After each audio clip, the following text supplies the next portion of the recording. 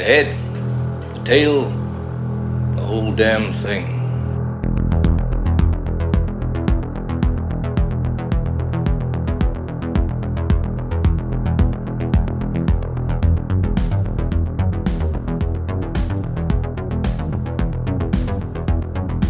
Hello, and welcome once again to The Head, The Tail, The Whole Damn Thing, with your industry professionals Mike D. McCarthy and James Knight.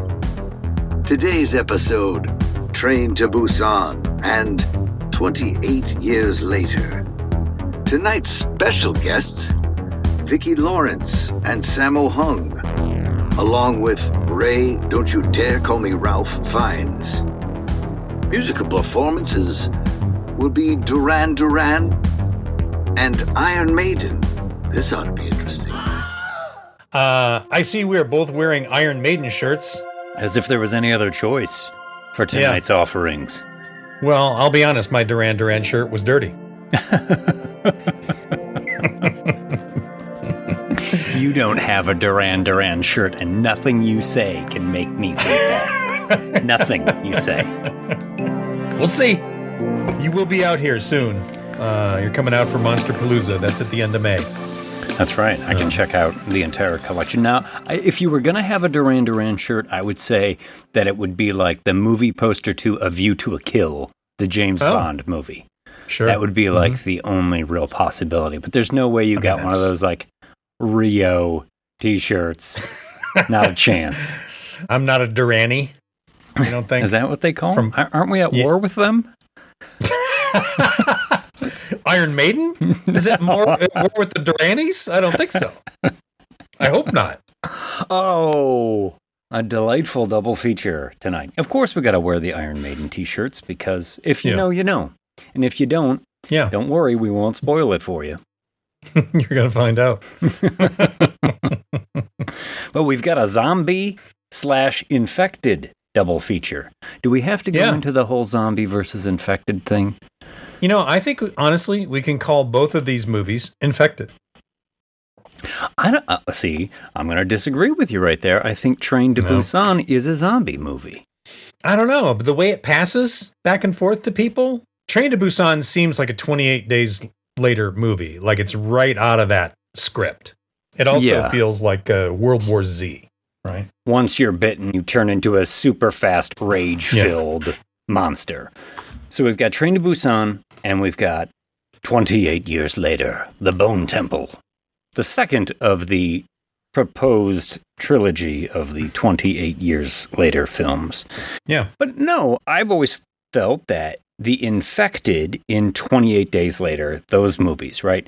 They bite you, you become infected, and then you're... But like, if they were to tear your throat out, you would just be dead. You wouldn't turn into one of them, right? But people who die, I guess, yes.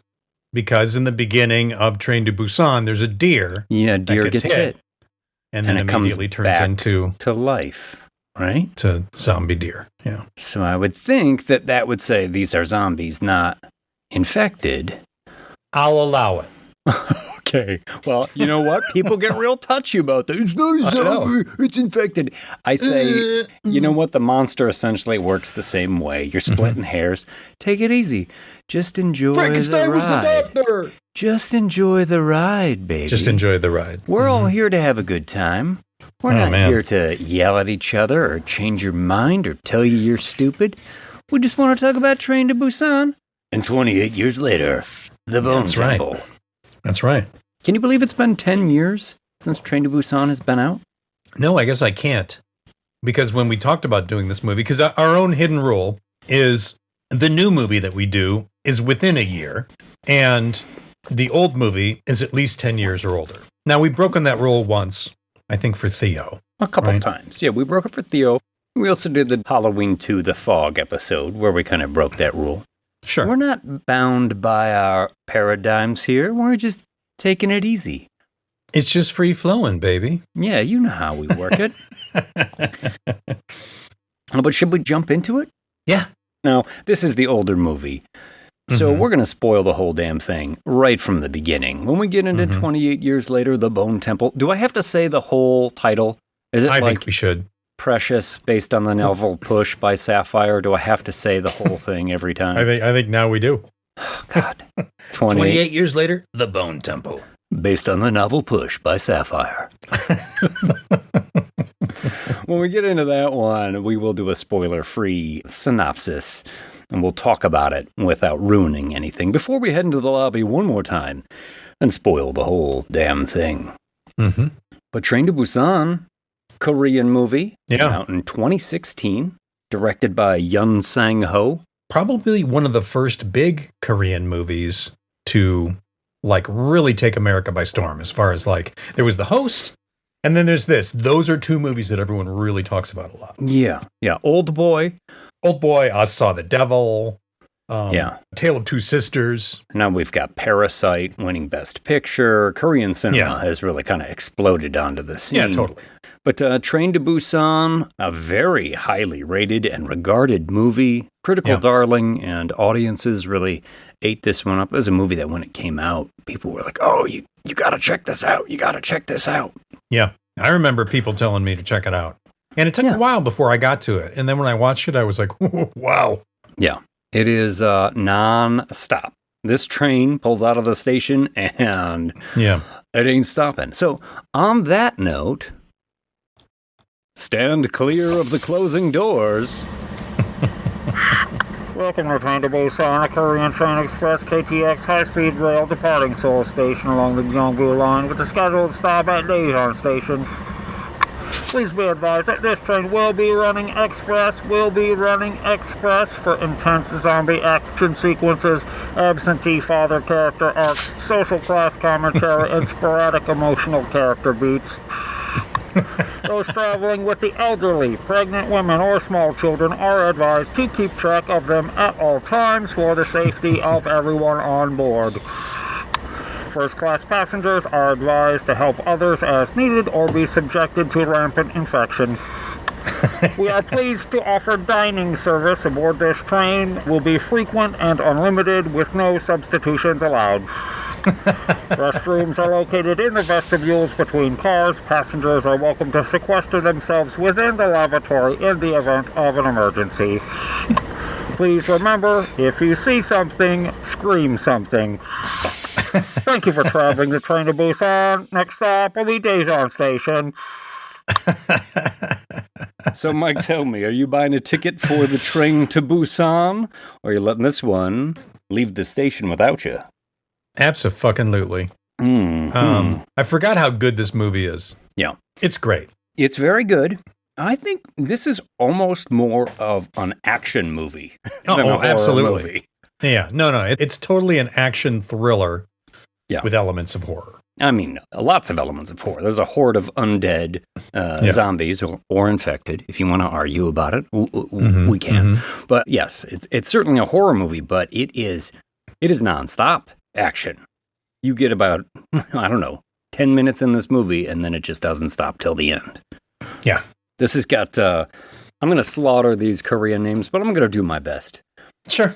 Gong Yoo plays Seok Woo. He is our main character here. He's kind of a finance bro, but also a dad. He's like a finance dad. Finance dad. Not willing to take a vacation. Finance dads. Who's got kids? Wait, I do? Finance dads. But he was also in Squid Game. That's why I recognize this guy now. He's the guy in Squid Game who plays the game at the very beginning that's kind of suckers everybody into going to the island with like a paper square where you got to flip them. And then it's also got a guy whose Americanized name is Don Lee.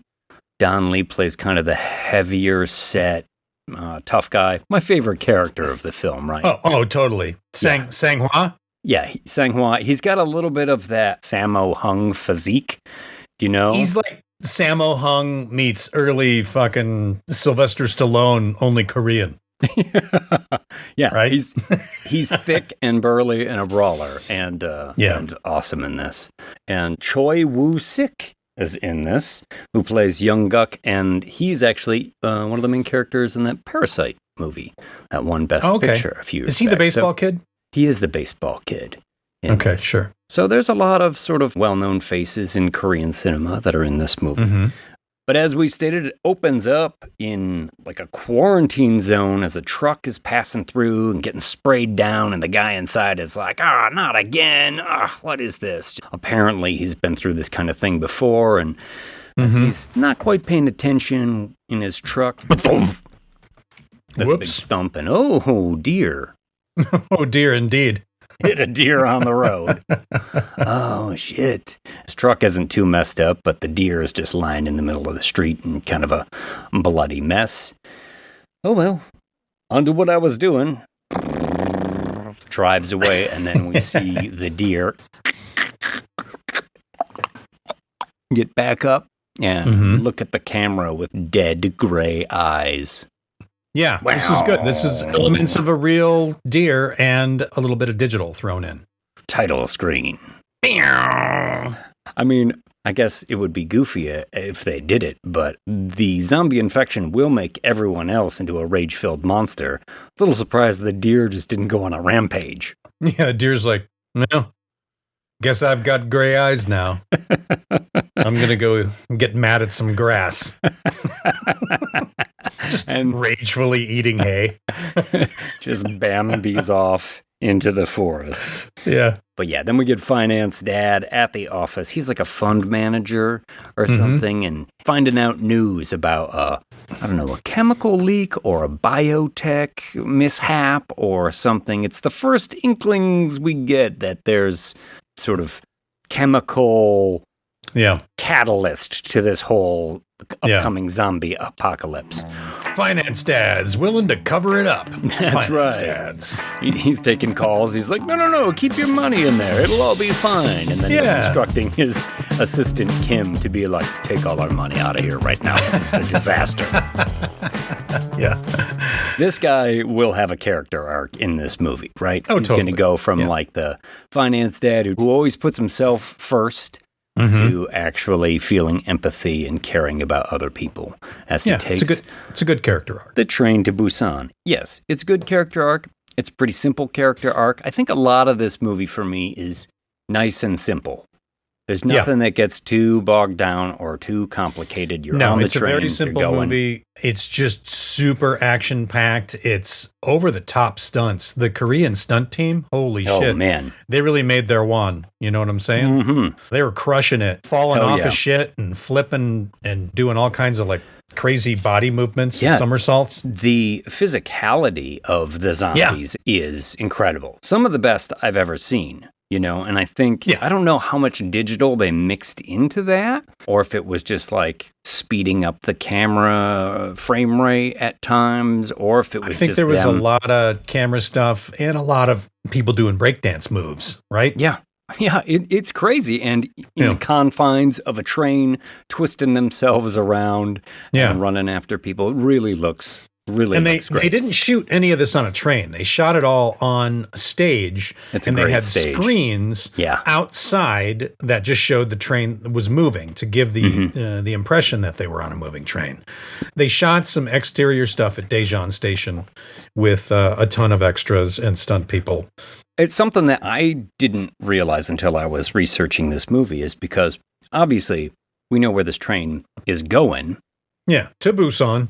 Yeah, but then it starts in the capital of Korea, right? Mm-hmm. Yeah. Which is? Seoul? Yes. So this is, in fact, the Seoul train to Busan. That's how Don Cornelius would have said it. Would be proud. Peace, love, and soul. Do you know about the animated prequel? Seoul Station. Yes. Yes, there's an animated prequel and at least one sequel, Peninsula, which I did not watch. I saw the trailer and I went, that looks weird. Yeah. But apparently I had heard, and this could be wrong because it was released after the movie. I had heard that Seoul Station, the anime, which the director, this was his first live action movie. He had only done animated stuff prior to this. Wow. So he did the animated Seoul Station, and they didn't think that it was going to make a lot of money, so they kind of held it back, and he went right into making Train to Busan.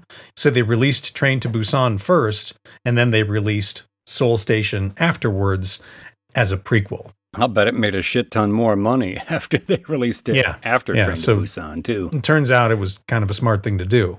But he had never done live action, which to me is fascinating because this movie is so well directed as far as live action goes. And the shots that they get, like you said, they didn't shoot it on a train, but the set that they have, obviously a train car with the screens of the countryside going by, and also, the wall cut out so they can just dolly the camera so that it looks like you're going right along the wall of the train past seat after seat after seat after seat. Zombies crawling over them, trying to get to people. They put really some well really crafted, awesome, chaotic, wonderful action sequences in there. Fuck yeah. It's cool. Yeah. But finance dad, he's got a daughter that he's not paying much attention to, and he's estranged from his wife who lives in Busan, and she's like, look, it's Sue-Ann's birthday. Sue-Ann is their daughter, and the easiest for my hillbilly mouth to pronounce, Sue-Ann wants to go see her mom in Busan on her birthday the next day. And he's like, oh, God, it's not going to work out for me. A little bit of bickering back and forth. Oh, all right, woman, geez, get off my back. Finance dad's relationship's taken a backseat since 2016. And he goes home, and his daughter, first time you see her, she's like huddled under the covers in her bed, talking to her mom on the iPad about how she wants to come visit. And he's like, shit. Okay. All right. I guess, you know what? I'll take you to the train station tomorrow. I'll take you to see her mom. Oh, thanks, Dad. And his mom lives with him. And she's like, hey, you missed Sue-Ann's recital today. She was really upset. And he's like, I've been too busy. All these women, get off my case. Finance dads. He grabbed. Nothing wrong with these relationships. Man, can't you see I'm busy? But he takes the camera that recorded Sue-Ann's recital and watches her singing. I think it's a Hawaiian song that she's singing, actually. It is a Hawaiian song, and it's called Aloha something, but it's a funeral song, actually. Oh, really? It's like a Hawaiian funeral song. Which, when you get to the end of the movie, is very poignant. Oh, finance dads checking out foreshadowing without even knowing it. Finance dads.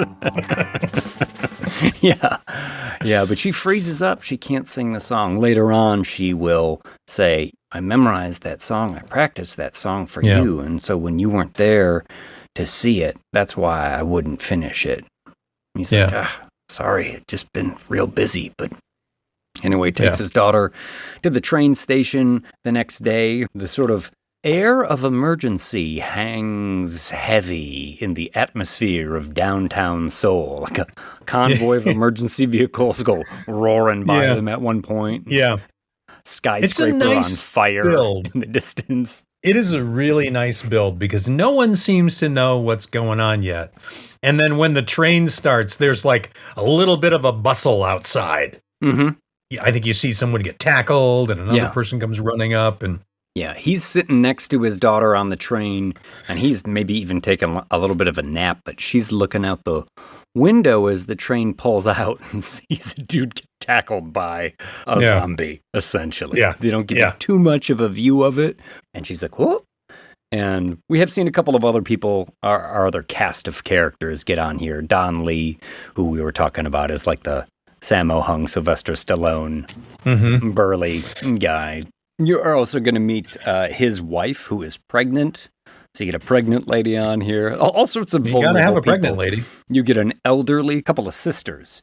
One of whom I kept thinking was like a Korean Vicki Lawrence. Because she had that kind of like Mama's Family vibe, where it's like... I actually wrote that as a note. I was like, what's up with Korean Mama's Family? Yes, totally. You're like, you're a young woman dressed like an old woman. I mean, that's my thought, although, I don't have to tell you. South Korean skincare is where it's at. I mean, you know as well as I do this fact. Oh, yeah. So she might very well be a septuagenarian, but she's got that smooth skin. And that what looked like a perfect wig Yes. of just lightly grayed hair out of the gate, Mama's Family. And I clocked it immediately and wrote the note. You're also going to get an older finance bro. Oh, yeah. He's a dick. He is. I actually referred to him in my notes as chief operating asshole. Yeah. Because he I'll has buy got that vibe like, I'm big and important and everyone should do what I say. Yeah. I think in the sort of metaphorical context of this movie, he's sort of like the warning to finance dad. Like, this could be you. You could be this greedy, despicable son of a bitch unless you change your ways. Right?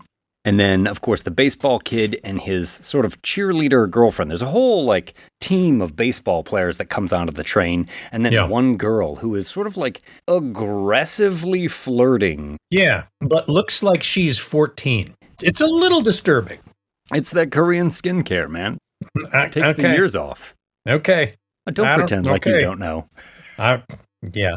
I mean, that's why I look so good. That's what we do in Hollywood. We're all on Ozempic. We all have Korean skincare. I found it interesting that she's like, you're going to be my boyfriend, whether you like it or not. And he's like, I don't know. This is making me uncomfortable.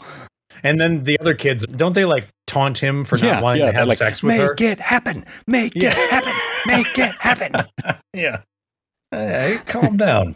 But as the train is underway, chief operating asshole waves over one of the attendants and he's like, hey, there's a shady character who got on this train. You got to check it out. Because just before it pulled out, we had seen a young woman who had been bitten get on. And she's like struggling with the virus and she locks herself in a lavatory, right? Mm-hmm.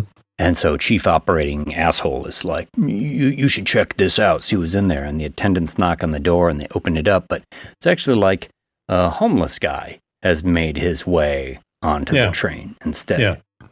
But, I mean, homeless guy hopped onto the train. So technically, hobo. He's a hobo. He is hopping boxcars. Traveling hobo. That's right. Yeah. He's sort of upgraded, but the hobo's in there, and then chief operating asshole's looking at Sue-Ann, who was waiting for the bathroom. He's like, you better study, or you're going to end up like this guy. And Sue-Ann's like, my mom says that anybody who says that is an asshole. She doesn't use those exact words. She's like, it's not very nice. And he's like, oh, your mom must have flunked out of school then, too. Is this right around the time where she says there might be zombies hiding in there? Who says that? And then he says, the little girl. And then he says, little girl, there's no zombies in modern times. What? Yeah. It could have just been the translation that I was watching. You saw a different translation than me because nobody said that at all. Oh, yeah. I would have clocked that. I wrote it down. I thought it was so odd. I had a difference of like English language tracks I could choose from. And I think one of them just might have been a bad translation. She's like, there might be zombies hiding in there. And he's like, little girl, there's no zombies in modern times. I mean, and I thought, well, there's that Korean show about, is it Kingdom? The Kingdom. I dug Kingdom. Yeah. What century does that take place in? Feudal Korea. I don't know what century that was. Maybe 1600s. Mm-hmm. I dug that show, actually. You kept telling me it was a good show. I haven't watched it yet just because I have so many things on the list and, starting a whole new show is never easy. I get it. But yeah, as we said, one of the passengers has snuck on this girl who has been bitten, and she essentially makes her way out into the vestibule before she collapses, and one of the female train attendants finds her. Oh my goodness. And she gets on the radio and she's like, oh, I need some help down here. We got a passenger in distress. And as she's talking on the radio, you see the girl behind her start to spasm and jerk and snap her body and stands up. I mean, we've seen people become zombies in plenty of movies at this point, but these are really good transformations into this. I mean, they base their movements on Resident Evil and Silent Hill and some video games and different fast-moving zombies. Basically, took a look at everything and said, ooh, I like this, I like this, I like this. These are your inspiration, go for it. Yeah. And I love that after this attendant gets bit, because the girl like sinks her teeth into her neck and she's like, ah! It will cut to the baseball team in the car and they're all like, joking around and stuff. And then you just see from the shoulders down, the attendant moving past the seats. And then the zombie girl is on her back. Yeah. Digging into her neck. And this attendant is just walking down, like halfway down the car. And the baseball team is all like, what the total fuck? Before the attendant falls down and all hell breaks loose on the train. Pretty early in the movie, too. Like you say, this movie hits the gas early and just goes for it. Yeah. And it's great. Yeah. It's so great. I love this movie. To be a little bit critical of this movie, and I don't think there's anything this movie necessarily does that's bad. I think everything it does it well. But when I'm watching a zombie movie, there is part of me that wants to see the survivors in that moment of like, what do we do now? Do you know what I mean? Where they have like a moment of respite, where they're not under direct threat all the time, where they say like, how the hell are we supposed to move on with our lives when the world has done this? Sure. And this movie will give you none of that because it is like foot on the gas the whole time. It's also like the first 5 hours of the infection. It's true. Yeah. It's true. Yeah, this movie must almost be in like real time. Yeah, practically. I mean, I don't know how far it is from Seoul to Busan on a train. Well, let's go to the internet. Okay. Sure. That's funny we said that at the same time. All right. I think there's an express train that you can get on. 2 hours and 15 minutes to 3 hours. So okay. This movie is practically in real time then. Yeah. Yeah, and nice. Like you said, it's still the beginning of the movie. Now the baseball team is getting bit. Like many, many zombie movies. How long it takes somebody to turn into a zombie after they're bitten, it varies case by case. Yeah, some it's 5 seconds, and some it's like 2 minutes, 3 minutes, 4 minutes. Yeah. I guess that's okay. I guess I don't mind that. I think they get some of them, but most of the ball players, they run out of the car screaming, and the zombies are turning, tackling, hissing, and they start running out of the car. And it's not like there's that many places to go on a fucking train. No. So they start barreling down. Finance Dad is roaming the cars. He's looking for Sue-Ann because she had left to go to the bathroom, and he's unaware that any of this stuff is happening. He finds her. People just come screaming by, and then he looks down the car and sees all the zombies. I think this might be that shot where the train attendant snaps and turns around. It's like popular in a lot of the trailers. You see this moment. Is that the train attendant that looks like Ted Raimi? Right? It does look like Ted Raimi. Like fucking Korean Ted Raimi. I was like, oh, notes of Henrietta, like Ted in the Henrietta makeup, as he turns and he's got one eye, like, kind of swollen shut. You're right. Yeah. You're right. I didn't think about it. He does look like Ted Raimi. Amazing. Yeah. We're, of course, talking about brother to Sam Raimi, Ted Raimi, who played Henrietta on Evil Dead 2. And he's in Army of Darkness, like, 3 different times? Probably. 3 different characters. Yeah. Ted Raimi makes lots of guest appearances in all kinds of Sam Raimi things, Bruce Campbell things. A brother's love is a brother's love. Absolutely. That's right.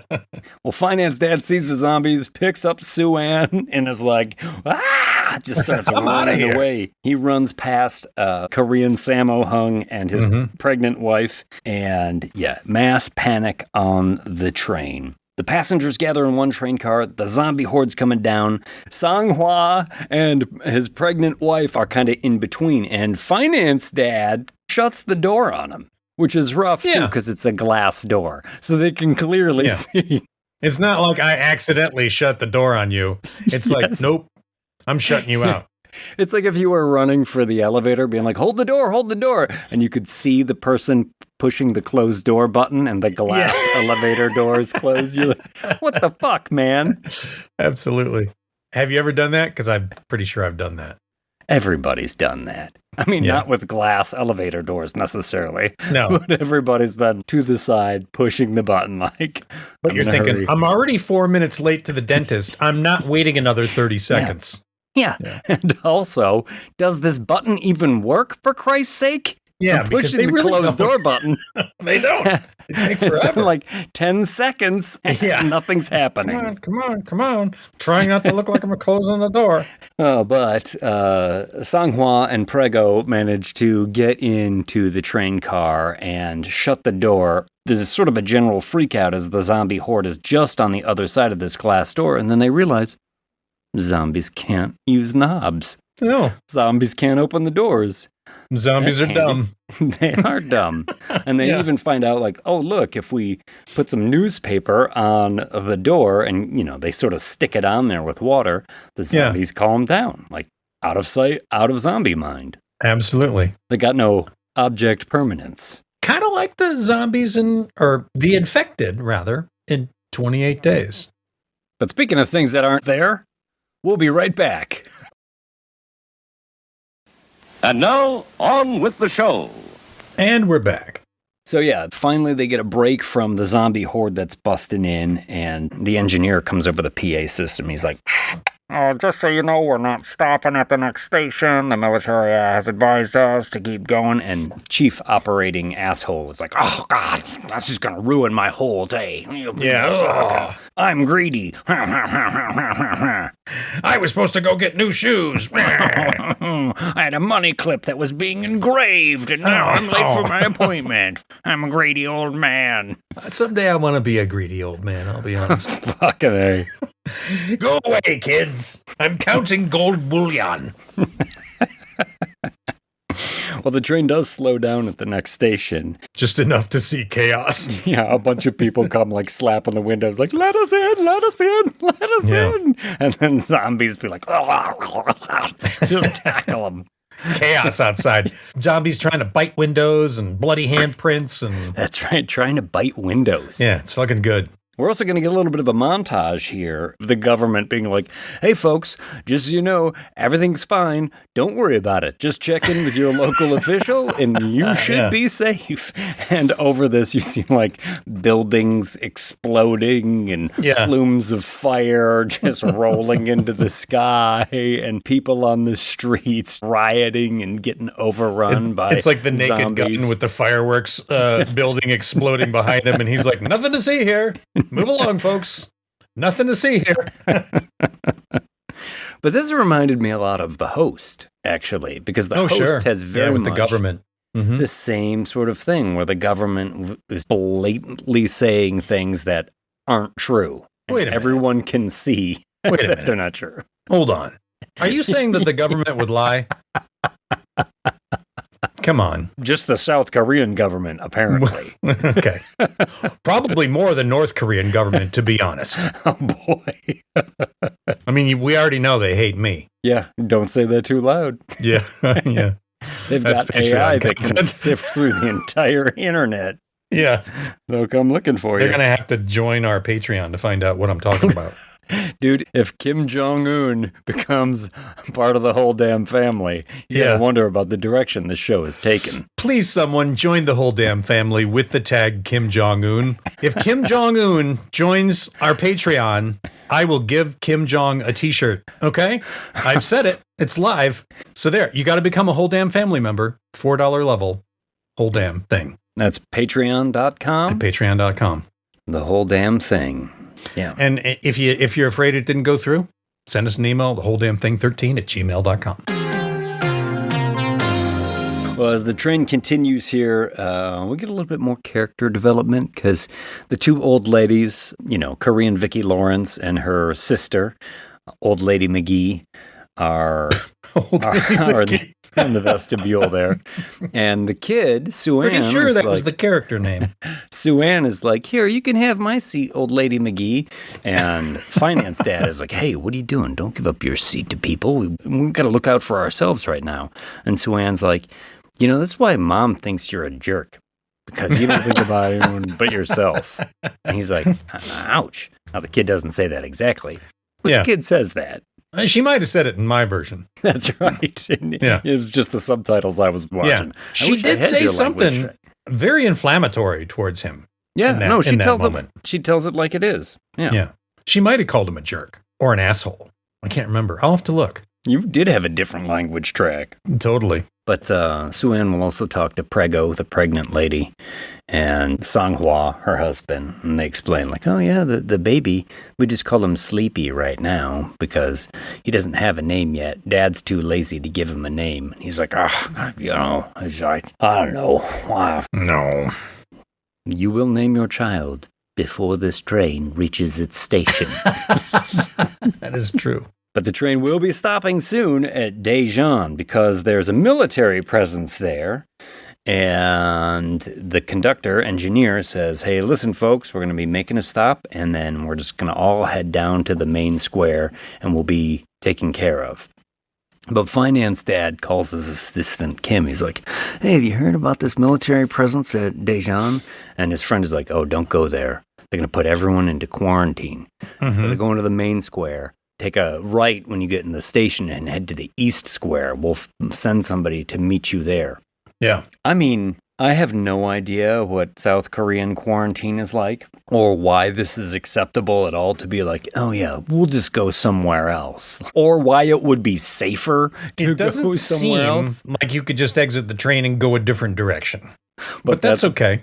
What they'll do when they all get off the train and it's quiet, eerie, empty in the station, and they make their way into the grand concourse, and everybody on the train is moving towards the main square. All the zombies are still locked in the cars back on the train. Yeah. Of course, because they can't work doorknobs. But then Finance Dad and Sue-Ann squeeze through a gate, and they're heading east, and then the hobo. I'm coming with you guys. I was in the car when you were talking to your friend, and I heard what's up, so I'm going with you. Yeah. And Finance Dad's like, dude, no, get the fuck away from us, you hobo. can't come with us. You're a hobo. And he's like, you can't stop me. I'm a fucking... Hobos. You can't stop them. That's right. And he's like, oh, God. Sue-Ann, just wait here. I'm going to check down this tunnel. Now, while he goes down there, the rest of the herd is now on escalators heading down towards the main square where you can see like the backs of a bunch of military guys. Yeah. And then they turn around and... military guys, actually zombies. Yeah. And I thought this is kind of awesome, too, because they're all, like, on an escalator, essentially just getting fed into the jaws of the lion. Yeah, it's like a wood chipper. No shit! Yeah. Sang-Hwa picks up Prego and kind of just, like, throws her over the side of the escalator and hops over, and people are scrambling over the side to run up the stairs as the military zombies come after them. Man, this is where I realized the stunt team is making their fucking money.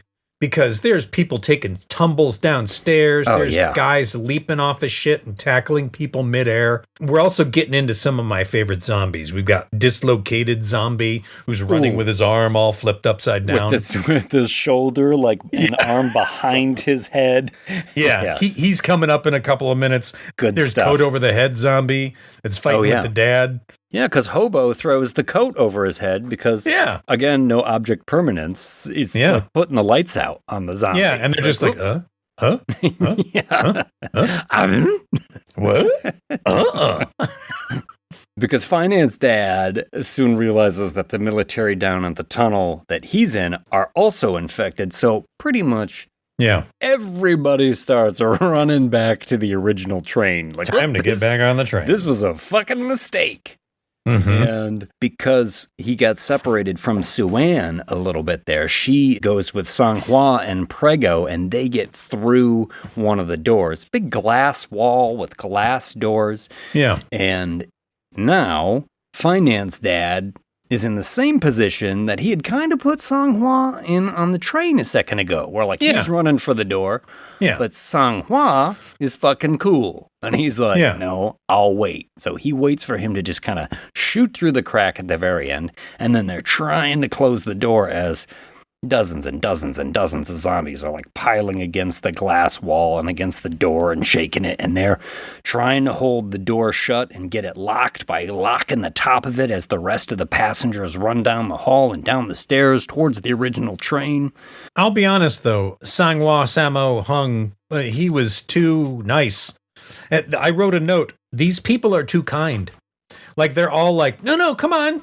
I mean, you see what's happening. You see how fast these zombies are running around and crashing into things and how quickly one can turn somebody. Yeah. I'd be like, boom, sorry, bro, that door's locked. Well, I'm out. That's kind of the biggest issue I have with this movie, and why watching it post-pandemic, it kind of ironically bummed me out, because this movie very clearly has a message. Like, it's always very clearly trying to tell me to be a good person, and I just don't want to be a good person. It's not how people reacted to a minor pandemic. And I'm saying a minor pandemic with serious italics, since COVID killed 3 fucking million people. But it wasn't the zombie apocalypse. Yeah, people didn't act fucking generously. Or, let's just say... Are you saying that during this scene at the train, there should have been somebody rushing around with a shopping cart full of toilet paper? Yes, that's exactly what I'm saying. I've got mine! Yeah. We'll all be cool as long as everybody treats each other equally generous. And there'll be some people that's like, I've got it all! Yeah, mine! Fucking Scrooge McDuck all over the place. Yeah. But most of the passengers managed to make it sort of like onto the front of the train, but Sang-Hwa and Finance Dad and the baseball kid are all sort of hanging back, trying to keep the zombies from crashing through. They do lock the door and manage to run away, but pretty soon the weight of the horde busts I love through these the weight of the horde wall. moments. They're great. This happens a couple times in the movie. They're fucking great. The way they just land all over each other like they're getting crushed at a Who concert. Yeah. But these zombies come running after him, and Chief Operating Asshole has told the conductor, you gotta get this train started. You gotta get this train started. And the conductor's like, there's still more survivors. We can wait for more. And he's like, you gotta get it started. Eventually convinces the engineer to start the train. So we've got a number of our survivors at the head of the train, and then we've got Finance Dad, Sang-Hwa, and I think the baseball kid running towards the back of the train as it's pulling out of the station, and the zombies are right on their heels. And even in front of them a little bit as they grab riot shields that have been left over from the military police that are there and are knocking zombies down, trying to hop on the train. And fucking Sang-Hwa Sammo with the fucking riot shield and just gladiatoring his way through was fucking great. And when all the baseball kids got bit and one of them turns into baseball breakdance zombie, that was amazing too. Remember that one? He was like laying on his back and he does some sort of weird body twitch and he kind of flips around like he's doing a total like spin on your head breakdance thing and then up and run. Yeah, I was like, fuck yeah, that's so awesome. That dude was definitely the shortstop. He had the fucking moves for sure. Totally. But Finance Dad manages to get on the train and he helps Sang-Hwa onto the train, lends a hand. So he's learning here. He's starting to think about other people. His character arc is now rapidly in motion as this train pulls out. So Finance Dads got a character arc. Not going to be a dick the whole movie. Finance Dads. So now we've actually got 3 groups on the train now. Yeah. We've got Finance Dad, Sang-Hwa / Sammo, baseball kid, and old lady McGee at the end. In the middle of the train, locked in a bathroom now, we've got Prego and Suan. The little girl. It's shake and bake, and I helped. At the front of the train, we've got baseball kid's girlfriend, along with Chief Operating Asshole, and the conductor, and a bunch of Korean Vicki Lawrence. And Korean Vicki Lawrence is up there too. Oh, that's right. Korean Vicki Lawrence is in there. Yeah. Yes. So now how do we all manage to get together with all of these zombies in the train cars between us? In the middle. As we are continuing on towards Busan.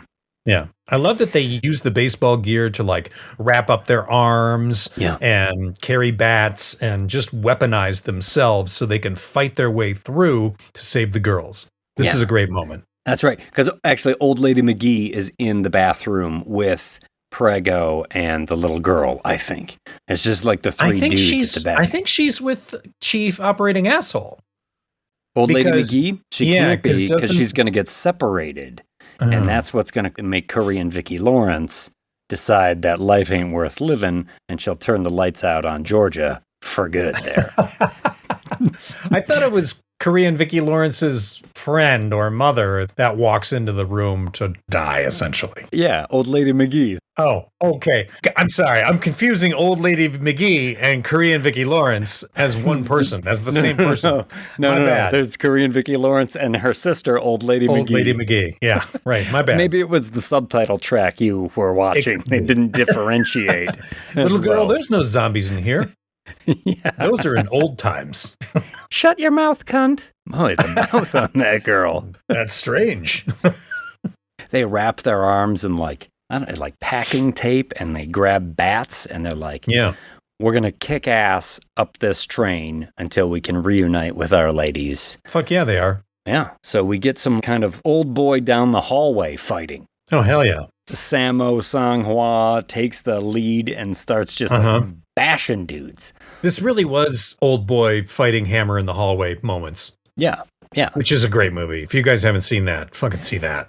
Same kind of dynamic here as the camera is tracking across as they're just beating zombie ass. They got the riot shield and the clubs and the baseball bat, and they're all wrapped up trying to get through. I think, do both of these movies feature someone picking someone up and hurling them into the top of the train? Absolutely, they do. Yeah. Sammo takes a zombie and smashes him into the skylight. Yeah. And I thought, boy, that's a light zombie. Yeah, they managed to get through the first car and get into the vestibule, but they're like, how are we going to keep doing this? And this is when they realize that when the train goes through the tunnel, the zombies are like, Yeah. Can't see anymore. Now they're all blind. So all they have to do is kind of create distractions and move through the train. It's some good tense stuff going on in here. It is. It's great. Before they reunite with Prego and Sue-Ann and Old Lady McGee, who is trapped in the lavatory. In the bathroom, yeah. Now they're going to make their way to the front of the train, and Baseball Kid calls his girlfriend. And she's like, oh, you're just back there? Great, we're just a couple cars up. Come meet us. Yeah. Chief Operating Asshole is like, you don't know that they're not there. No. They could be infected. We're not letting them in. Right, everybody? We're not letting them in. And they're like, I guess so. So then they do a thing where they like tie the doors shut. They frost them with like a fire extinguisher so you can't see through the glass. And they tie it shut. With like coats and shirts and sheets and anything, fabric. And we've got all our crew here trying to make their way up, using the darkness to their advantage. They're now climbing over like luggage racks to avoid zombies. Yeah. And when they go through the 2-minute tunnel, they're like, okay, we can sneak up across the luggage racks quietly. Yeah. The zombies won't even know. It's brilliant. And then he picks up like a baseball or a bag off the luggage rack and like throws it towards the back, and all the zombies race towards the sound. Yeah, totally going for it. So good.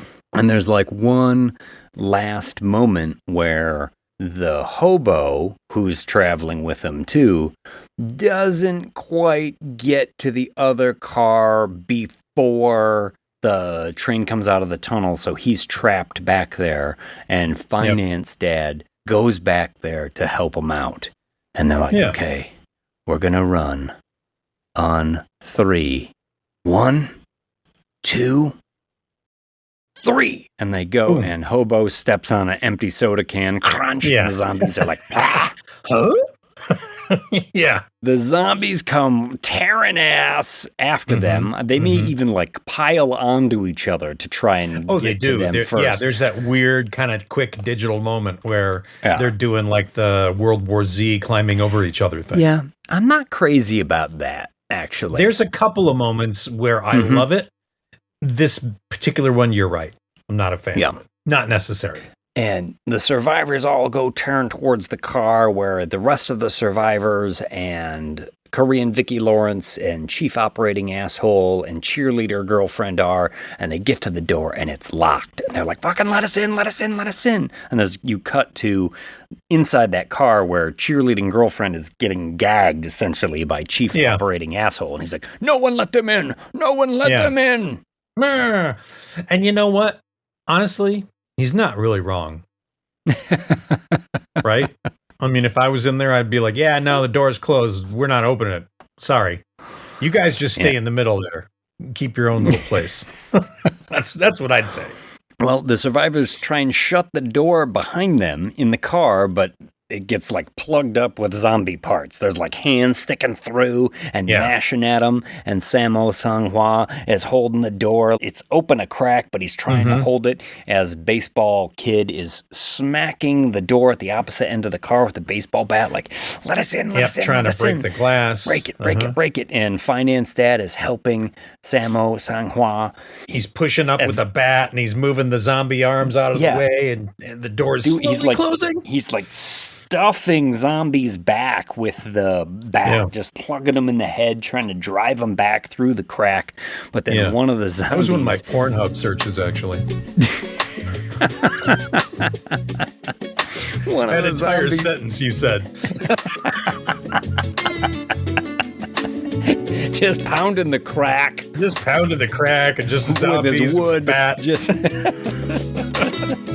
Well, one of the zombies whose head has been sort of like smashed near the bottom of the crack just sort of it's a weird little moment. It sort of like floats up and tell me again about the bottom of the crack. and bites Sang-hwa in the hand. Shit. This is a sad moment because Sammo is fucking awesome, and he's my favorite character, and you mentioned he's your favorite character too, and now we know he is going to turn shortly, and he will be a force to be reckoned with when he turns. He knows it too, so essentially he's like, oh, help my wife, get her out of here, and Prego's like, no, and Finance Dad's like, fuck, okay, man. Sorry. He gets it. Sorry about everything. But he takes Prego out, and then Sammo Sang-hwa screams his child's name. He's like, Yoon Soo-yoon, that's our baby's name. Yeah. It's sad. It is. Okay. What did he name the baby? What if the wife didn't like the name? She's like, really? Yeah. I'm sorry. I knew a Yoon Soo when I was growing up, and they were a real bitch, so I don't want to name it after that. Exactly. Lindsay, are you serious? Don't you remember Lindsay from down the street? She was such a bitch. Terrible. The HOA president? You want to name the baby after them? You was like the Korean version of a Karen. Yeah, that's right. No, I'm not going to do We can't do that to our child. It's his dying wish as his eyes turn gray. Fuck. Goodbye, favorite character. Well, Baseball Kid has smashed through the window, so the survivors managed to get through there, or almost all of them, because there's one more door that they have to get through, and they open it up. They get through there, and then old lady McGee doesn't make it through, and Korean Vicki Lawrence watches her get overcome by the zombies. Oh. It's a nice little moment, too, because when she turns, she doesn't really turn into a ravenous zombie. She turns into a sadness zombie, where she just sort of stands there with her hand on the glass.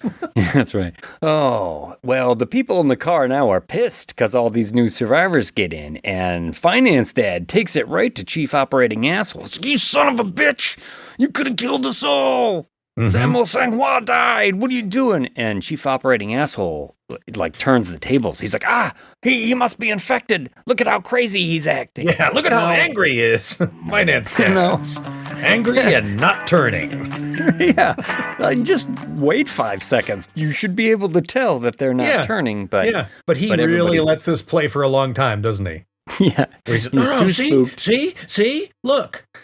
I love this part, though, is that they're like, you guys got to get out of this car. We don't want you in here. So you head to the next car. You know where there's a toilet and running water Yeah. and another lock on the door. And I thought, fucking leave. Why are you putting yourselves in Good between the idea. zombies? Yeah. Don't mind if we do get closer to the engine car. Thank you. There's no reason for us to stay in here with you assholes. Mm-hmm.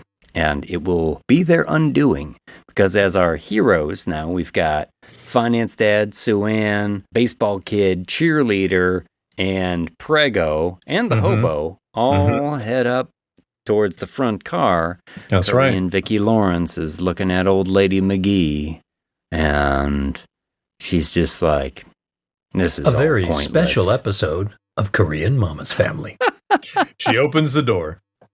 She does. Yeah. And allows the zombie horde in. Yeah. And they just immediately start eating all of these assholes. Not the nicest move, but okay, sure, whatever. Yeah. I mean, everybody in there proved to be a fucking swine, so they're all getting what they deserved, except for Chief Operating Asshole, who will manage to hide in a lavatory with the train attendant and escape his justice son of a for bitch. the moment. But that's good, because he'll get his later. Yeah, so as they're all in the new car with the door behind them and the zombies safely sequestered in there, the train starts pulling into another station and it has to stop because a wreck on the tracks, just a burning wreck on the tracks, means the train can't proceed any further. So the train comes to a stop and the conductor engineer gets over the PA system and he's like, Oh, yeah, there's a wreck on the tracks ahead of us, so we're gonna stop now. I'm gonna start another engine, so what you need to do is exit the train and go to the far left track. I'll get that engine running, and then we'll continue on our way to Busan. Please make sure that seats are in their upright position and tray tables are safely stowed in front of you. I'm pretty sure this is a Bob Dylan album, Wreck on the Tracks and Far Train on the Left. yes. So our heroes jump out. And I love every time, this happens a couple times with the captain, conductor, and with our heroes, where they jump out of the train and they're like moving down the line and you just see the zombies pounding on the windows inside the car. Yeah. It's pretty great. It is pretty great, yeah. And the engineer's kind of skipped off, and he's found a new train to start, and he's unhitching the brake and getting it running and all of that stuff and slowly pulling out. This dude's like the unsung hero of the movie, right? He is. Because he really has been leading these people, getting the trains going. He's got a plan. He's got it all figured out. Although I'm a little surprised just in the writing of this that the captain isn't a bigger part because, just like any ship that you're on or whatever, if you're in some sort of disaster situation, the captain becomes responsible for getting you to safety. And so he's kind of not there until he's there. And I'm surprised he doesn't take like a more commanding position when they go into that first station and things like that. But yeah. Do you remember the captain of the Poseidon Adventure? Oh, I haven't seen Poseidon Adventure in a long time. We're talking about the 70s Poseidon Adventure. Yeah. I haven't seen the new one at all. I've only seen the 70s one. I worked on the new one, but... that's why I didn't watch it. Yeah, I know. I just wanted to plug myself again. Kurt that was in my Pornhub search. Yeah. That's good. Well done. Leslie Nielsen is the captain of the original Poseidon Adventure. Surely you must be joking. I'm not joking, and don't call me Shirley. Really? Leslie Nielsen? Yeah, and he dies in the flip over. Oh. Yeah. Yeah. He's got a really short part. This has been a Leslie Nielsen Hollywood Minute. So the captain's getting this train started. Our heroes are making their way to the train, and guess who's still alive? Chief Operating Asshole. He's hid in the lavatory with the attendant, and in Chief Operating Asshole style, essentially pushes the attendant out into the hallway in front of him, so the zombies just all horde on that guy, and this then is he that skips whole out of the running train. from a bear with a friend. Just be faster than your friend. That's right. Yeah, that's right. But as our heroes are walking towards the engine, another train comes barreling into the station on fire. Crashes. There's a huge wreck, and it's sort of like teeters on its side and skids along and gets jammed onto the other train so that our heroes are trapped in the small space between the walls of both trains. Like, they're there, there's a bunch of rubble. Finance Dad has been kind of knocked out. You can see like a horde of zombies are like collected on the windows. Just weighted on that side. Yeah. It's like a zombie tea bag ready to burst. Everybody's screaming. Also one of my Pornhub searches. Yikes. Yikes. Only took one look to realize I'm not into that, actually. Yeah. I thought I was, but no.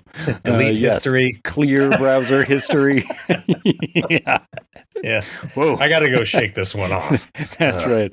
I gotta take this computer to the Mac store and get it reformatted right now.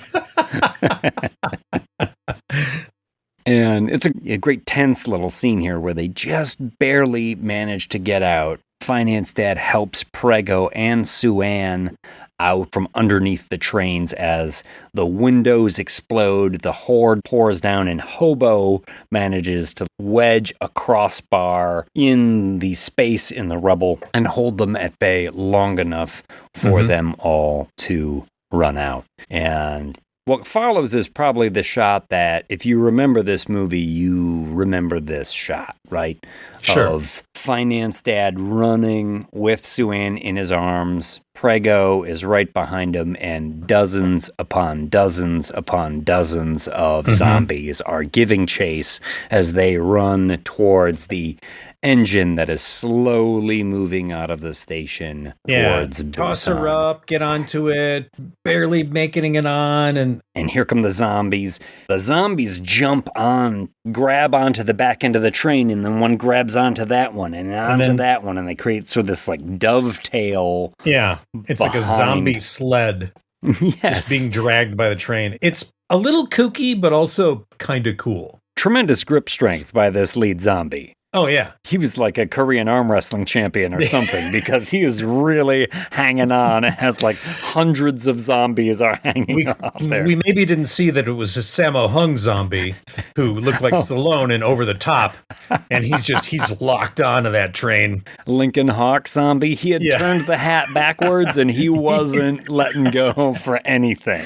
Exactly. Because there's like 2 or 3 zombies with great grip strength, and then there's like 50 or 60 stacked onto them, dragged. Maybe more. It's not. Finance Dad manages to kick the hands and the fingers of the ones in the 4 off of the rail they're holding onto, and all the zombies sort of fade into the distance as the engine begins its way down towards Busan. But guess who's there? Chief Operating Asshole. Yeah. After the captain got the train started and it was slowly moving down the track, Chief Operating Asshole was running towards it, zombies in tow, and he's like, "Oh, help me, help me, help me." And the captain got off the train, goes to help him out, and essentially Chief Operating Asshole sacrifices him as well. Yeah. So he can fucking make it to the train. So, no captain. Finance Dad opens the door to the cabin, and zombified Chief Operating Asshole is in there. But not completely zombified. No, he's slowly turning. Oh, what's happening to me? Yeah. I think he even says, "I want my mother." Like, no, fuck off. You will get nothing and like it. Yeah. I think in mine, he said, "Check my stock portfolio." Yeah. Finance Dad's not into that anymore. No. In fact, he's gotten some calls where they're like, "Oh, we're ruined." And it is maybe hinted that some of the deals that Finance Dad had in the beginning had something to do with the biotech spill that caused the apocalypse. He feels guilty, for sure. Yeah. It's never really sort of highlighted. It's just alluded to a little bit in the script. But yeah, Finance Dad's not into it. And as zombified asshole comes after him. There's a struggle. Prego tries to help him out. And in an effort to save the pregnant woman and his daughter, Finance Dad gets bit. Yeah. And he tosses the chief operating asshole off of the train. And you're like, shit, Finance Dad really had turned around. He was good. And you didn't want him to get bit. And he got bit. We were on the journey with him, right? Yeah, From the beginning. We'd watched his arc. We'd watched his transformation. I was actually hoping, and maybe this is just the American in me, that when the chief operating asshole got tossed off the train, that he would have, like, smashed his head against a rock or gotten impaled on something or like fallen off a bridge and sort of gotten cut in half or, you know, some sort of glorious body defiling moment. Yeah, because fuck that guy. By the train. He was awful. Yeah. He was awful. So yeah, Finance Dad knows he's on the clock. He takes Prego and he takes his daughter. He identifies the break in the train. He's like, look, eventually you're going to get to the end of the line. You got to pull that brake. You got to stay with this lady, kid. All right? She'll take care of you now. I love you. You'll find your mom. Kid's so upset. She's fucking crying. She can't stand this. No, it's going to be okay. Daddy, don't. It's a great good moment. Emotional moment in this. This movie's got it all, man. It's got action. It's got horror. It's got emotion. It's well done. And then he goes to the back of the train and he's slowly changing there and flashing back and thinking now about what's really important in life. And he flashes back to the birth of his daughter and he's holding her in his arms as his eyes glaze over white. And he has kind of a smile on his face as you see his shadow. You don't see him, just his shadow fall off the back of the train to face plant into the rails, which also is a Bob Dylan song. Face plant in the rails, rocking on time, it's a soul train. And then the train approaches a sort of blockade in front of a tunnel, and they break it, and Prego and Suan get off. And this looks real apocalypse, right? We've got barbed wire and charred corpses hanging out in the wire, sort of twitching, and there's little fires everywhere. Later, like, oh, what the fuck has happened here? And I mean, like, if you're doing a zombie movie, you almost have to have an obligatory tunnel shot, right? Because here we are in a tunnel, and they're walking through. And on the other side of the tunnel, you cut to a couple of snipers. You see the silhouettes of two figures coming through the tunnel. We've got two people coming through the tunnel. Can you confirm if they're zombies or not? Like, nope. Not from the distance. He's like, all right, take them out. Finger on the trigger. Oh, are we going to get a terrible, heartbreaking Night of the Living Dead moment here? The first time I saw this, I was convinced we were going to get a Night of the Living Dead moment here. This movie's too nice. This movie really is too nice, and its message is to be nice. I mean, in a weird way. Until it's time to not be nice. Thank you, Patrick Swayze. But lo and behold, what do they hear is that little Hawaiian funeral song, I guess, that Suan had been practicing for her dad, and she's singing it, and they're like, oh, no, we have audio confirmation they're not zombies. Excuse me, sir, do the zombies sing? Is it a Korean song? Sounds Hawaiian. Take the shot. Oh.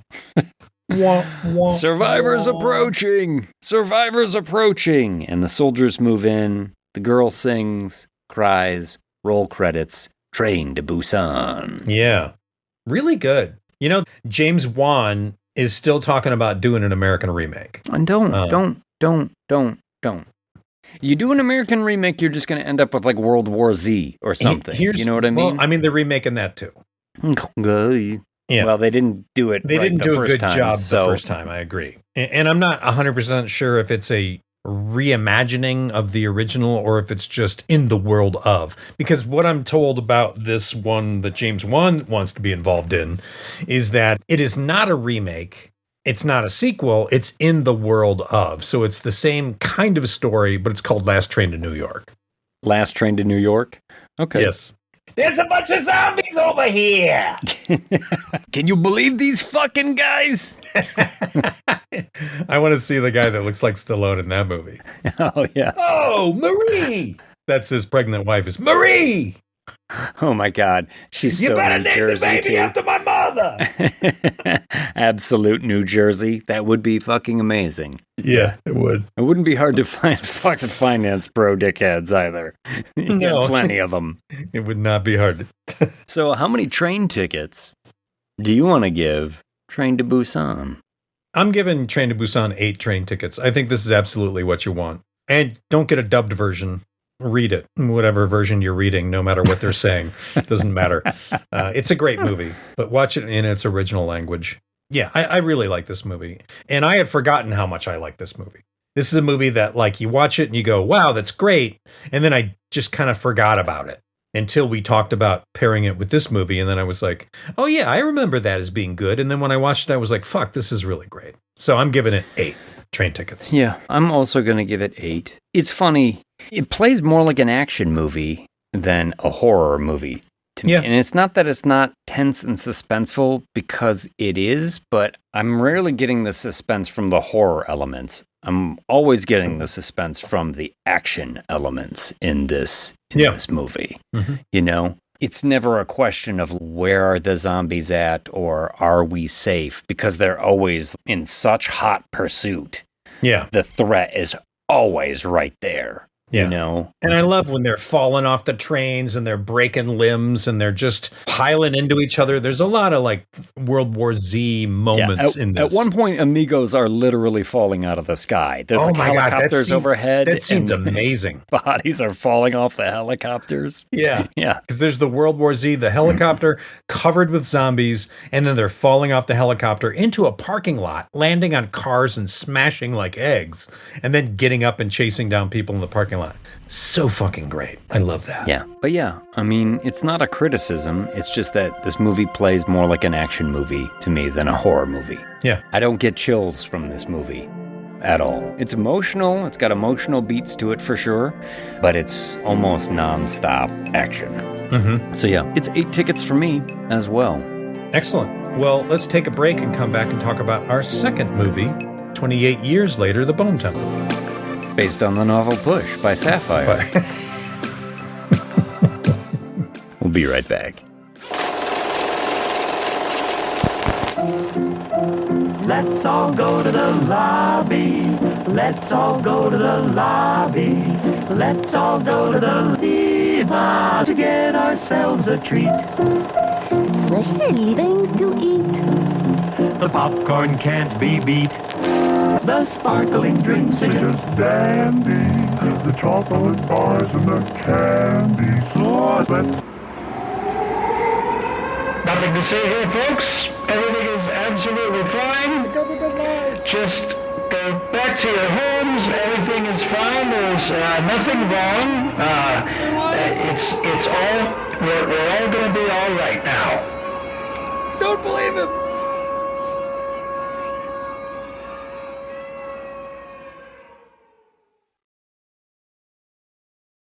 And now, on with the show. We are back. All right. Do you think they have Mama's Family, the complete series, on DVD? I'm pretty sure they do. They probably have it on VHS if you go to eBay. Yeah, VHS for sure. Mm-hmm. Mama's Family's got to be one of the worst TV shows of all. It's terrible. I never liked it. It's just awful, awful, awful. Mama's Family was around for a while. Yeah, and it's just consistently terrible. Yeah. But we're not here to talk about Mama's Family, because Lord knows we could talk about Mama's Family. Man. Could we go on and on night long about Vicki Lawrence? Did she have a catchphrase? I don't know. But you know what? Let's go to the internet. Ladies and gentlemen, did Mama have a catchphrase? Catchphrase. Yes, Thelma Mama Harper, played by Vicki Lawrence from Mama's Family, had several signature phrases and blunt catchphrases that highlighted her cantankerous personality. I see. Such as, wake up and smell the coffee, in a pig's patoot, and I'll bet the neighbors are just loving this. Oh, man. If I had Okay. $1 for every time I said each one of those, I would have like $7 In a pig's patoot. in a pig's patoot. Might as well start using it, though. You know what's funny is we've mentioned Mama's Family so much, Oh, the man. algorithm is going to be like, so you're interested in Mama's Family. Yeah, we're going to get all kinds of Carol Burnett ads for the full DVD series. T-shirts. Oh. The Vicki Lawrence. Oh, hell yeah. On 'em. You know, the standard T-shirt with the image Photoshop. Oh. It'd be like Oh, fuck Keanu Reeves wearing a Mama's Family T-shirt. That's going to be great. I cannot wait for the algorithm to feed us some goddamn bullshit like that. Thank you, algorithm. Mama's Family, Vicki Lawrence. Mama's Family, Vicki Lawrence. But we're not here to talk about Mama's Family. Or are we? 28 years later, 28 years later. The Bone Temple. Mm-hmm. Based on the novel Push by Sapphire. Yeah, we're going to just take this all the way. Yeah, sorry. Every time. Sorry. It is part 2 of a proposed trilogy. It is an official trilogy. Well, is it? It is. I've heard that, again, Danny They Boyle greenlit involved. Again, Alex the Garland. writer, Alex Garland. I had heard that Alex Garland was going to direct, but I'm not 100% certain. I have also heard that Danny Boyle is going to direct. Yeah, last I heard, Danny Boyle was directing, and they greenlit it, but because Bone Temple didn't do so great in the box office, they were like, bomb. We don't know how eager we are to push out a third movie right now. I'm pretty sure it's starting like right around now. You think it's starting now? Yeah, I do. Okay. I was just looking for stuff about it today, and I didn't see it had moved into production or anything like that. Yeah, no, I think it's about to get underway. Well, I'll be interested to see what they do with this story because we did review 28 years later, a number of episodes again, and the original 28 days later. Yeah. Now, I gave 28 years later an 8, you gave it a 7. Although we both had problems with the end, we did not like the end of that movie. And I rewatched it before watching this. And to be honest, really helped. You have to watch these movies almost back to back, I think. You do have to be familiar with 28 years later to get the most out of the Bone Absolutely. Temple. If you aren't familiar with it, you'll just be confused. And it raised some questions for me, too. I did not rewatch 28 years later in its entirety. I just rewatched the very beginning and the very end that deal with Jimmy's character. Jimmy in 28 years later, The Bone Temple, based on the novel Push by Sapphire, is played by Jack O'Connell. He plays Jimmy Crystal, the head of... Sir Lord Jimmy Crystal. That's right. I'm not sure you can be a sir and a lord. Pretty sure the Jimmies. you can't. Yeah, well, you can't be a lot of things that he proposes that he is. And that is also true. But 28 years later deals with him at the very beginning and very end. It's interesting writing, to be honest. And I'm using interesting in sort of heavy italics because I can't tell if Alec Garland just had too unwieldy of a story and he decided, oh, maybe we can just get the funding to make 3 movies out of it. I'll be curious to see the third movie, how this all ties together. Like, Sure. Why isn't all the Jimmy stuff just this movie? I agree. Why doesn't this movie open with the Jimmy stuff? Yeah. Yeah. Why do you have to put it in that first movie? Yeah. Yeah, I don't Because get that is the at all. fault of the first movie, is the ending when the Jimmy stuff comes in with the... We referred to them as the Swedish ninjas, even though now seeing this movie, we know they're not Swedish. No. Nor are they ninjas. But they're doing all that like backflips and parkour and stuff like that at the end of that first 28 years later. Yeah, it's over the top and it's comic and it's stupid and it's... Yeah, it is. Really stupid. Off-putting. Yeah. I watched that part again twice, just as I watched this movie twice. And not only is it stupid because of the acrobatics, but the way they toy with the infected. And I know it's supposed to be like, oh, they're badasses and They look don't at care. how they're like ninjas taking them out. But they toy with the infected in a way that, to me, violates the monster. Yeah. These things are supposed to be a threat because a single drop of blood, if it gets, in your mouth or in your eye, will turn you into a rage monster. Like it did to Brendan Gleeson. It's such a sad moment in the original 28 Days Later. Or right? if you're in McDonald's and you go through the drive-thru and you find out you didn't get fries. You're like, a rage zombie. They fuck you in the drive-thru. Exactly. And that's what I don't like about the end of that first one, I think the most. Because they're sawing the zombies or the infected's head off and blood is spraying everywhere. And it's like... Yeah, they're very careless. You're not treating this as a monster to be feared. Yeah. It sort of breaks the monster for me. Yeah. In that way. And they are not that extreme in this movie. They're not as silly in this movie as they are they're not. At the end of 28 Years Later. Which makes that seem like such an odd choice. Yeah. And tonally, it's such a cold slap in the face at the end of that movie. But I did watch both back-to-back in one night with Grace, who had not seen either one of them. And I was like, I need to watch 28 Years Later, The Bone Temple, based on the novel Pushed by Sapphire, and I don't want you to be confused, so we're going to watch the other one first. And as I watched the other one, I was like, you know what? Having seen The Bone Temple in the theater when it first came out, then rewatching this one, I was like, I really like this one even more than I liked it before, because now it makes more sense. Yeah, I'm not going to cut it that slack. I think as a movie, that one should have stood alone. The tonal shift at the end of 28 Years Later is really just jarring to me. And I think it's poor storytelling. And then back to what I was saying, I am curious to see the third movie to be like, how does any of this tie together? And why did you feel the need to put that stuff in the first movie? We'll get to the end of this movie when we get into the spoiler section. Yeah. Because this is the spoiler-free part, so you don't have to worry. But there are some great performances in this. We already mentioned Jack O'Connell, who plays Jimmy Crystal, Sir Lord Jimmy Crystal. And he is sort of the main villain in this piece.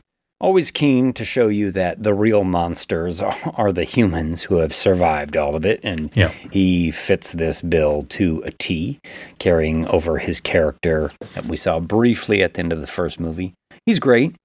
And then Ralph Fiennes, also in this, reprising his role as Dr. Ian Kelson. We saw him in 28 Years Later as well as a hermit doctor who has found his own sort of peace living not amongst the infected per se, but in the same world that they inhabit.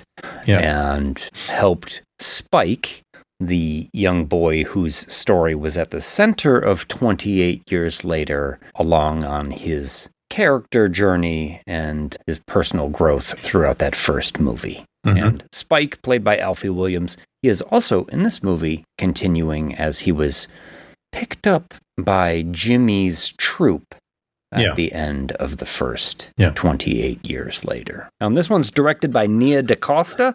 Nia DaCosta did The Marvels. Yeah, not a great movie. No, definitely not a great movie. Candyman remake. Which I didn't see that one. Isn't bad. Okay. I had zero interest in seeing it because the first Candyman, awesome. I don't see a reason to see a Candyman remake, but I hear it's good. Yeah, I'm not opposed to seeing it, but I have not. And I think she also directed her own adaptation of Hedda Gabler, the Henrik Ibsen play, which I think Tessa Thompson was in that, which I mean like a very... eclectic. A varied and eclectic directorial resume. And so tapped to direct 28 Years Later, The Bone Temple, based on the novel Pushed by Sapphire. Odd choice, but a good choice. I do enjoy the way that this movie is shot, the camera work. When we get into the Jimmy scenes, they're very cold. There's a lot of cold colors, close-up angles, a lot of shadows. I don't know if you noticed this.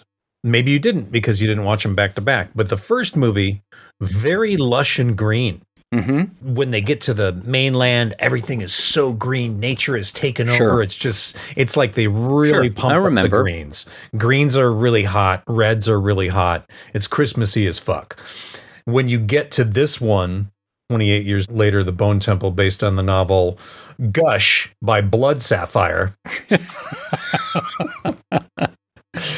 It is very dead.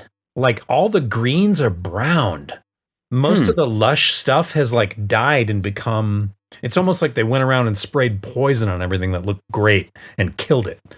And I was like, wow, that's really fascinating that these movies have such a varied look, even though they shot them back to back. Yeah, do you think it was a seasonal thing? Like when they got around to the Bone Temple, that some of the colors had just changed where they were shooting? Maybe, I'm not sure, but it felt to me like it was on purpose, and I kind of liked that idea because the story is so dark, right? It's a very ominous, dark tale. It is. And sort of what I was saying is that when we get into Jimmy's world, it is very cold. It is very dark. There's a lot of shadows and lighting. And then when you get into Kelson's world, Ralph Fiennes, it's very open. It's very bright. Yeah. He does have some scenes where he's like in his little hermit bunker and things like that. But for the most part, there is a expansiveness to the Bone Temple and the shots you get, the wide angle shots.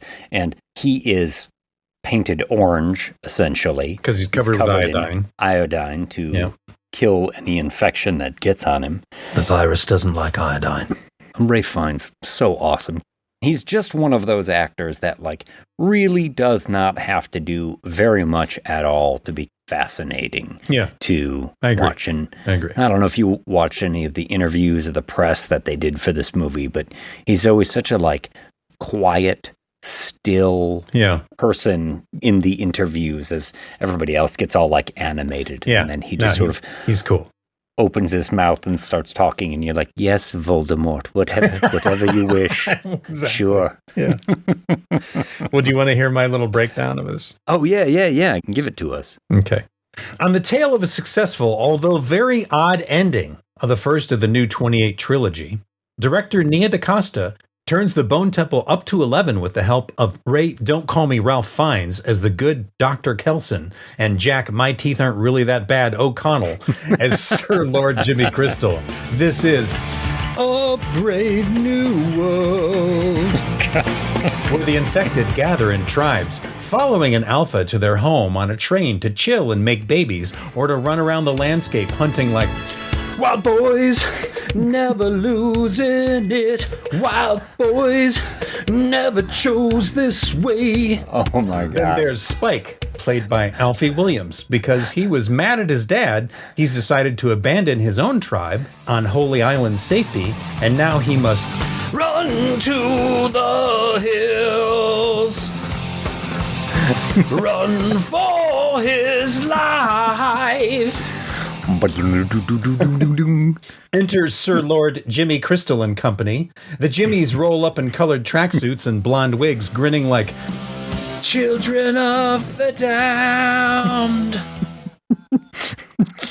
A veritable upside-down cross between Jimmy Savile, the Teletubbies, and the Power Rangers, all whipped up into their own violent dipsy dance, and suddenly you understand the evil that men do lives on and on. The evil that men do lives on and on. Jimmy gives the flashy sermons like his preacher father from the first movie who led the Army of the Damned. He talks about old Nick and fingers on a hand and his true father, and all I hear is, can I play with madness? Cut to Dr. Ian Kelson, who has built his kingdom of remembrance, a cathedral of femurs and skulls and statuesque memento mori. Remember, you must die. Well, it doesn't make practical sense. It is cool, and it's a fun place to dose yourself and dance with your infected pals. He plays Duran Duran on classic vinyl in his man cave. He won't cry for yesterday. There's an ordinary world, but somehow he will survive. He's also got his own memento amore. Remember, you must love. A monument to his family pinned on the wall. It's literally a wall of girls on film. 2 minutes later, girls on film. Girls on film. Gotcha picture. Girls on film. Jesus Christ. Like dodging infected and struggling with the cult, and Dr. Kelson's got the reflex and in charge of finding the treasure in the dark. Jimmy himself is in touch with the ground. He's on a hunt, he's after you. A scent and a sound. He's lost and he's found. And he's hungry like the wolf. Out there in the UK mainland, history didn't just end. It's 2 minutes to midnight. The hand that threatens doom. So tell me, James, are you on board for the raucous metal and double D soundtrack Bone Temple is laying out? Or not? I felt like I was listening to one of those compilation albums that came out in like the 80s and 90s. Like, do you remember the great hits when we were growing up? Now that's what I call a synopsis. Volume 13. Is that Freedom Synopsis? We'll turn it up. It's interesting that you said that I gave the first 28 years later a 7. I like this movie more in some ways and less in some ways. It is I less definitely bold. like it more. It's less bold than 28 years later, but it also, I think, has less problems than 28 years later, and I land squarely in the same spot. I give it a 7. I think it's solid. It's a good watch. Mm-hmm. This movie's metal as fuck. I'm going to argue almost too metal. I will say Wait a it is minute. almost too metal. Wait just a minute. How can it be too metal? Well, that's a spoiler. I mean, that's something we'll talk about. I in know the what you're talking spoilers. about. There's no way that's too metal. Yeah. Well, we'll talk about it then All when right. we get in there, because I disagree, actually. See, when I saw this in the theater, I thought, as I'm going through the movie. And then that particular moment comes up, and I was like, oh my God, this is my favorite movie. You know, it's one of those things that, and maybe I'm being too nitpicky, but when I look at a survival story like 28 Days Later and the sequels that it spawned and how serious it seems us to want to take the idea of surviving in this new environment when everything changes. What's important to you? Who is your real family? How do you define your family? How do you create your own new world out of the rubble of the old one? It seems on the surface that it really wants us to take these ideas very seriously. So then I look at some of the things that happen in this movie and go like, how did you make that happen? How did you get all those lights in place? How did you get, like, the Bone Temple itself? It's got some like unrealistic things about it. Absolutely. And I'll agree. Even the scene that I love, at the end of that scene, I'm like, well, wouldn't the next thing happen? 28 years later, the colony that they build on that island and how that works, I find that kind of fascinating. They've created a society of hunters and scavengers, and they bring it back, and they have, for better or worse, they have created this society. I find that all kind of fascinating, and I get how it works. And then we get into the mainland and some of the things that are happening there, and it's like a little too fantastic for me. I think that's an awful lot of work for one guy to pull off there. Yeah. He did that pretty well. And when we get to the most memorable scene in this movie, there's just things about it where I go, yeah, it's cool, but I don't think you could really pull this off. And so I don't dig it. I disagree. I think you can pull it off. But we'll get there. Sure. I don't think I rated it, did I? I'm going to give it a 7. 7 what, though? What do we rate it with? Tracks on the album? Vintage records. How many Durans? How many Durans do you give it? How many Durans would you give it? You give it 7 Durans. I'm at least giving it 8. I feel like I want to give it 9. Okay. So I'm going to land at 8 and a 5. 8.5. No, 8.5. because I like it better than the other movie, and I gave the other movie an 8. And honestly, I probably should have given the other movie a 7, and I would give this movie an 8.5. And I liked it more the second time I watched it. And the second time I watched it is when I watched the 28 Years Later first, and I watched them both in the same night, and I was like, yes, this is great. I did watch the beginning and end of 28 Years Later before I watched this one the second time to give me some more clarity. It reminded me how much I hate the end of 28 Years Later, and then it threw the whole thing into question for me. It'll be a damn shame if they never get this third one made. Mm-hmm. Well, I'm pretty sure it's happening, and it's a 2027 release. But let's take a break. Yeah. And come back and ruin the whole damn thing. Sounds good. With 100% less Mama's Family this time. We can't guarantee that. You can't say 100% less. You could at least say 80% less. That way we can still make a Mama's Family joke. But then we have to make a Mama's Family's joke, and I'm going to try my damnedest. Well, we've said both options. We can edit one out. We'll be right back.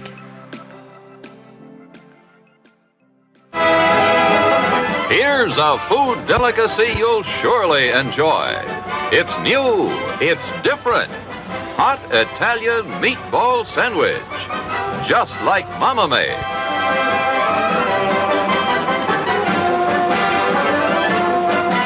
You'll find them freshly made in a crisp Italian roll at our refreshment stand.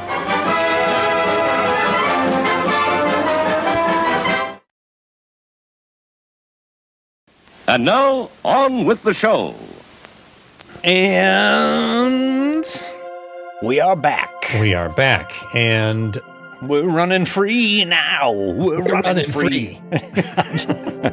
Throw in another random Iron Maiden reference. Yes. So, yes, far be it from me to deny the pageantry of Iron Maiden, but I look forward to talking about that moment. The best Iron Maiden video ever?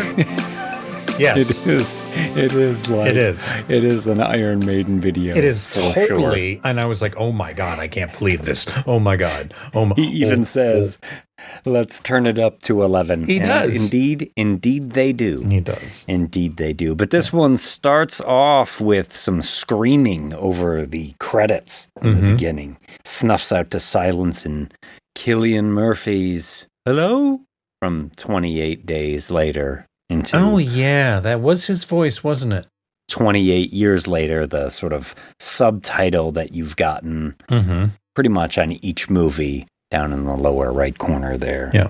And it opens in an indoor water park. I think very specifically the sort of decrepit children's play area, right? Yeah. Rusted water slides, a dirty swimming pool, an area that, was once for children but has since fallen to ruin, and indicative of the Jimmies and Sir Lord Jimmy Crystal. Jack O'Connell and his gang here are sort of emotionally stunted. Absolutely. Because Jimmy was 8 years old. Psycho children. In the beginning of the other movie. He's one of the kids watching Teletubbies when all that shit goes down, and he runs.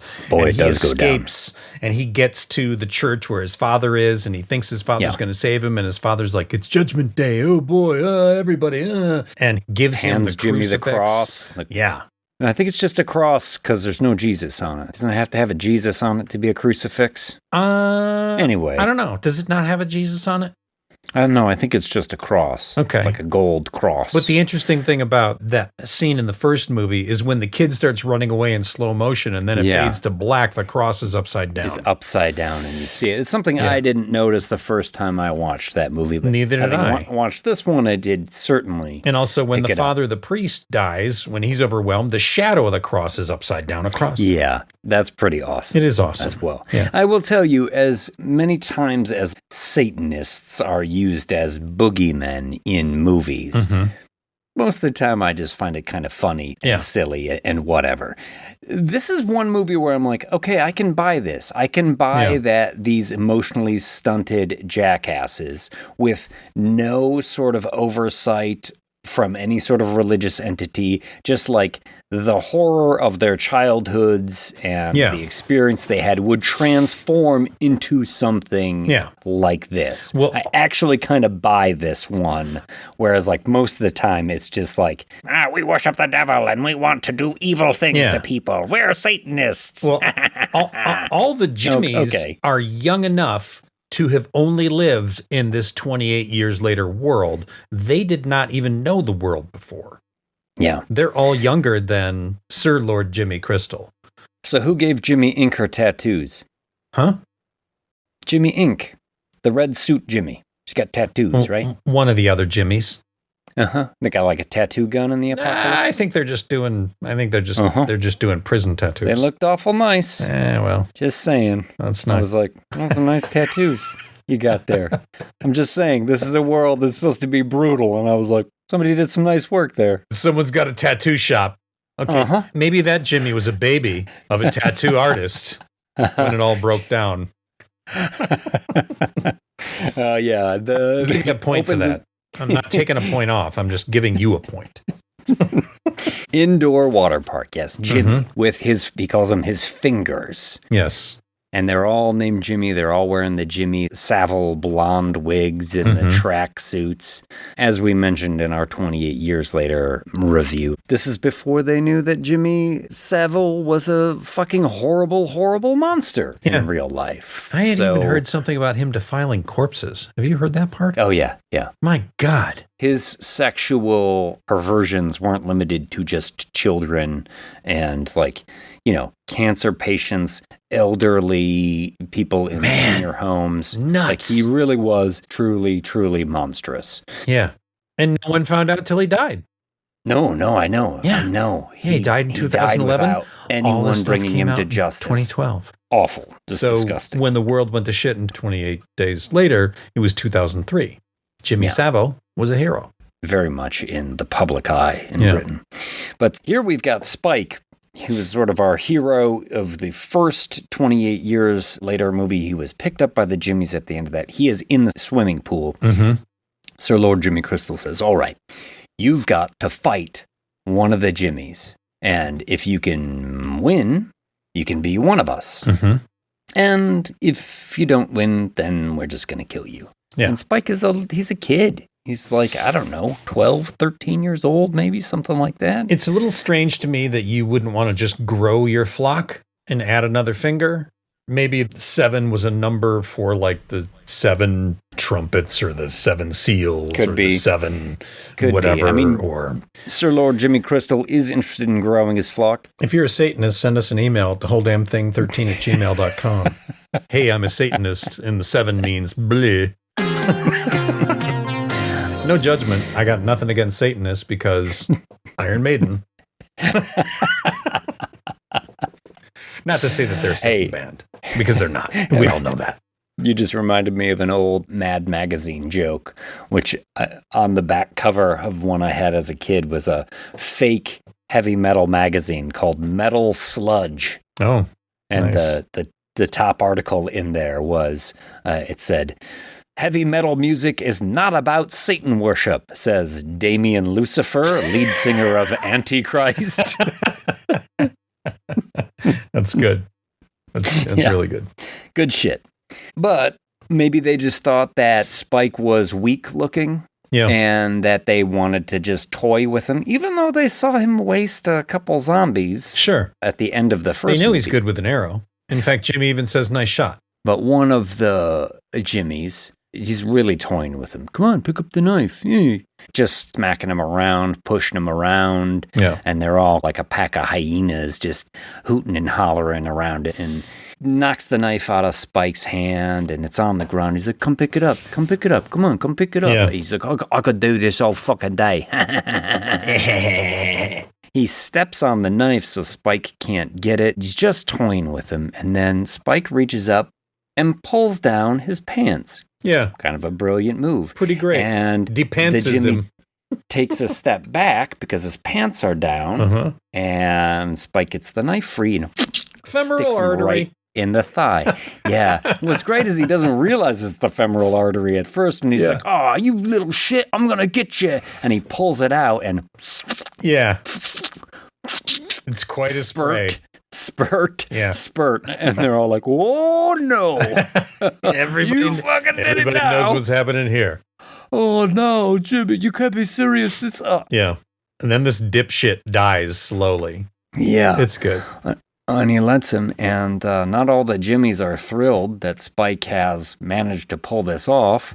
Yeah, but they take the wig off of the dead Jimmy and they throw it at him. He's like, "What's your name, Spike?" "Nah, no, I think your name is Jimmy." Fuck. Here we go. I like this scene. I like the opening scene. Like, this is good. It shows how crazy he is. It's certainly better than the end of the first movie. Yeah, agreed. There's no real comedy in this one. No, not really. Mm-hmm. And there's a cool moment in this, too, where Sir Lord Jimmy Crystal jumps in the pool and he approaches, and the dead body of the Jimmy is there, and the lighting from behind, like Jimmy's shadow just completely eclipses the dead body and drapes over it sort of perfectly. Nia DaCosta did a really nice job directing this, and the lighting is really on point in these scenes. Absolutely. They exit the building as a pack of Jimmys, and you see an infected running after them. And red suit Jimmy Inc. kneels down and just like cuts its throat really quickly. Easy. The infected are not a problem, and they don't worry about them, and they're not scared by them. Yeah, and I have a problem with that. They're the real monsters, though. I know they're the real monsters, but I still think that they do a disservice to the monsters in this movie by not taking them seriously at all. Mm-hmm. I mean, I get it. It reminds me of the bikers in the end of Dawn of the Dead when they're hitting zombies with fucking pies and spraying them with fire extinguishers and but those zombies are, off of them. Stupid, slow, shambling zombies. How dare you? Well, they are. You know what I mean? I say it with love. I love those zombies. So I'm do just I. saying, like, you could toy with those zombies. Hare Krishna zombie, Frankenstein zombie with his arms out and kind of going zombie with a mariachi hat. Is that also a Bob Dylan song? Zombie with a mariachi hat. It is now. I think it's just one of the characters he sang about right after Napoleon in rags. Yes. Title card, The Bone Temple, based on the novel Push by Sapphire. And we're going to cut to those bone pillars that we saw 28 years later. Mm-hmm. In the field, it's spring or summer. There's a deer in a field and a bow hunter stalking the deer, and then naked infected comes screaming out of the forest as the bow hunter kind of scrambles around. Samson comes out of here. Samson, our main zombie, the giant dong we talked about. You could tell how old he was by the dirt rings. Counting the dirt rings in his dong, And then they do an interesting thing here as the bow hunter is on the ground and Samson is looming over him, where they show you infected POV. I don't think they've done that in these movies, right? Samson is looking at the guy. Yes, this is the first moment. The bow hunter's face turns into sort of like... It looks like an infected. One of the infected. And screams. Yeah. And then Samson tears his head off. Mortal Kombat style, where the head and which the you've spine. always hated, and I agree. I don't like it. I agree. I don't like it. I think it's a silly choice. It would be just tearing their head off in itself is a massive feat of strength, and I'd have been fine with just that. Or tearing the top half of the head off and leaving the jaw still connected to the rest of the body, or like 2 or 3 chunks of vertebrae coming with it, but not the whole thing. The whole thing is... Not the whole damn thing. Which is only $4 a month on patreon.com. But Samson will very quickly run into Dr. Kelson, who's out collecting bodies. Dr. Kelson, Rafe finds covered in iodine, orange skin. He has been collecting corpses, burning them, boiling the flesh off, collecting their bones, doing like hillbilly yard art with their bones, and constructing a giant ossuary, a bone temple. Pretty great. He has an endless supply of rope that he's able to wind around these bones and stretch them on these tall plinths around trees. He's hit every Ace Hardware in 50 miles. He has. And he does mention later in the film, like, I've looked in every medicine cabinet within a 70-mile radius and gotten all the morphine that this island has. He's a doctor. He knows where it's kept. Yeah. Samson's going to catch up to the doctor here in a second, but we also see Samson eating the brains of someone. He's got like that head cracked open and he's scooping the brains out and he's eating also something I don't think we've seen in these movies. No, we haven't.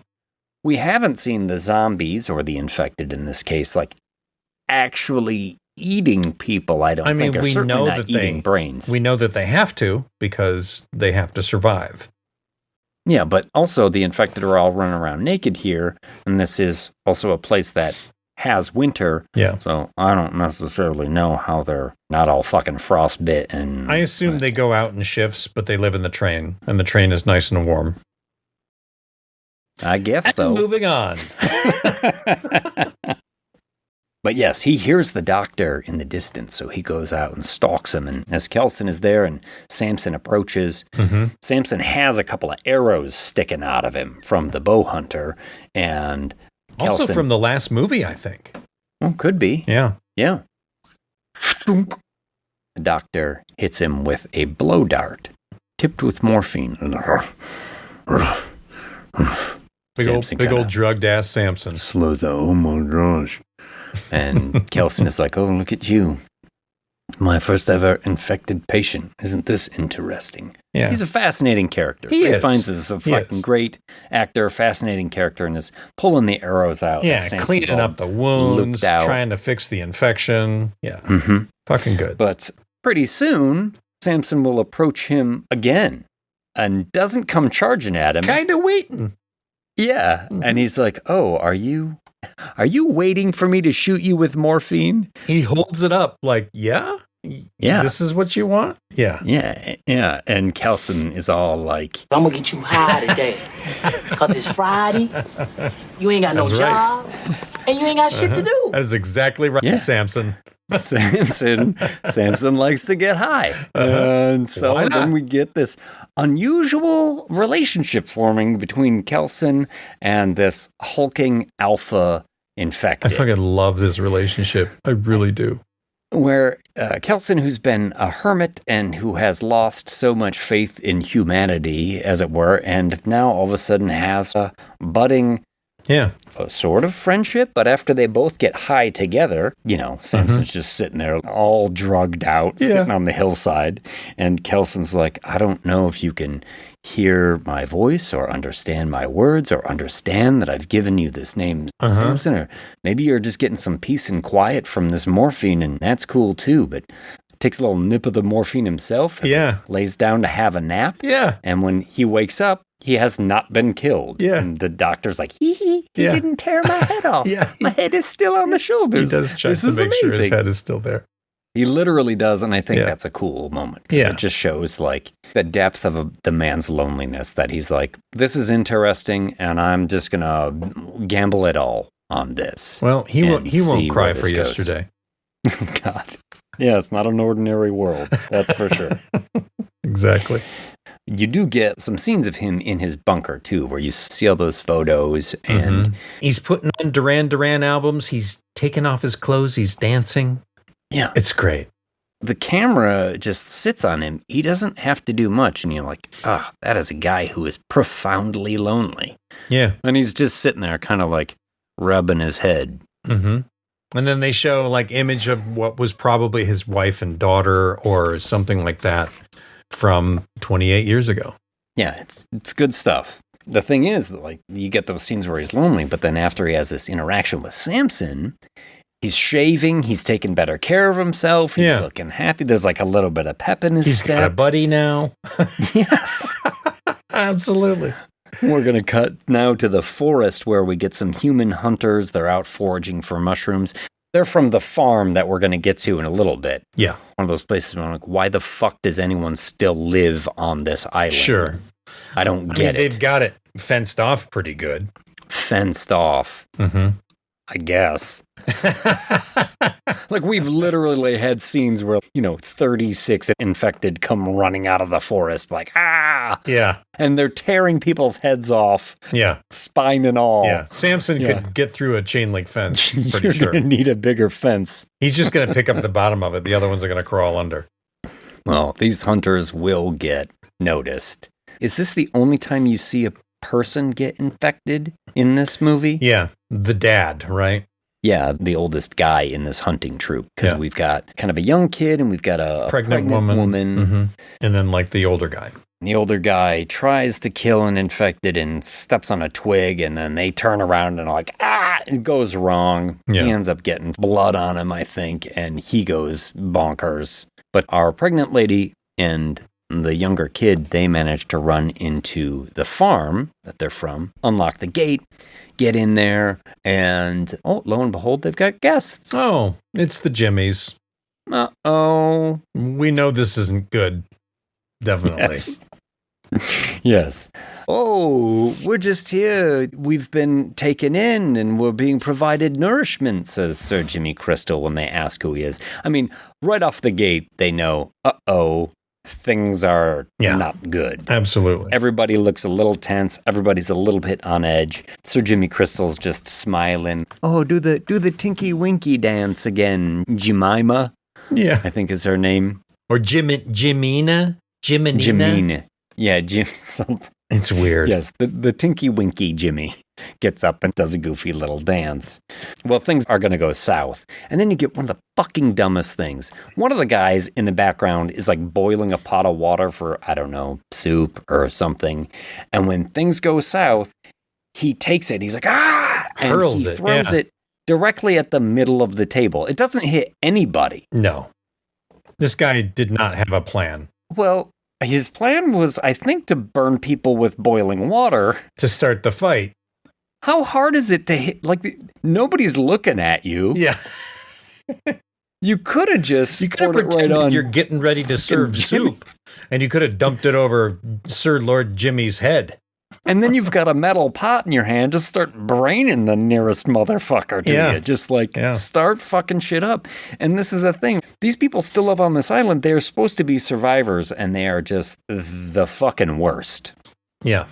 Well, those people are in for it now. Yes, they are. 3 of them out into the barn where Jimmy spouts a bunch of religious gobbledygook to them. These are the end times, and the devil sent his horde. The beast with wrath, because he knows his time is short.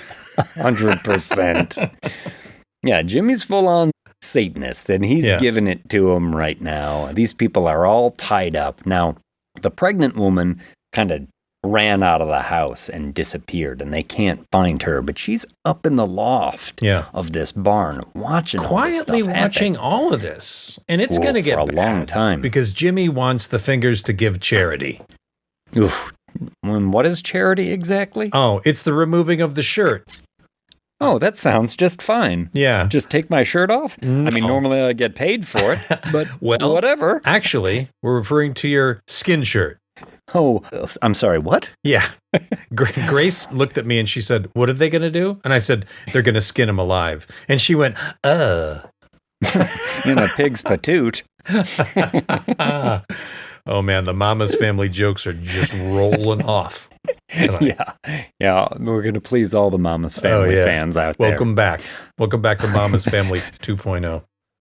When they start skinning them, Spike can't take it. Right. And they all put on their Slipknot masks. You know, they're like heavy metal Slipknot. Looks like they're made out of boxing gloves or. I think they're all tennis shoes. Jock straps, tennis shoes. Okay. Yeah, I think they're cut apart tennis shoes with eye holes cut into them because a lot of them have the lacing of the shoe down the middle of the nose. Yeah, that's why I thought they were maybe boxing gloves or something. But yeah, no, I mean, they had a costumer. It was one of the Jimmies at one point that constructed those. No problem, right? It's probably the same person that made the tattoos. Yeah. These are just the things you find in the apocalypse. Jimmy. Yeah.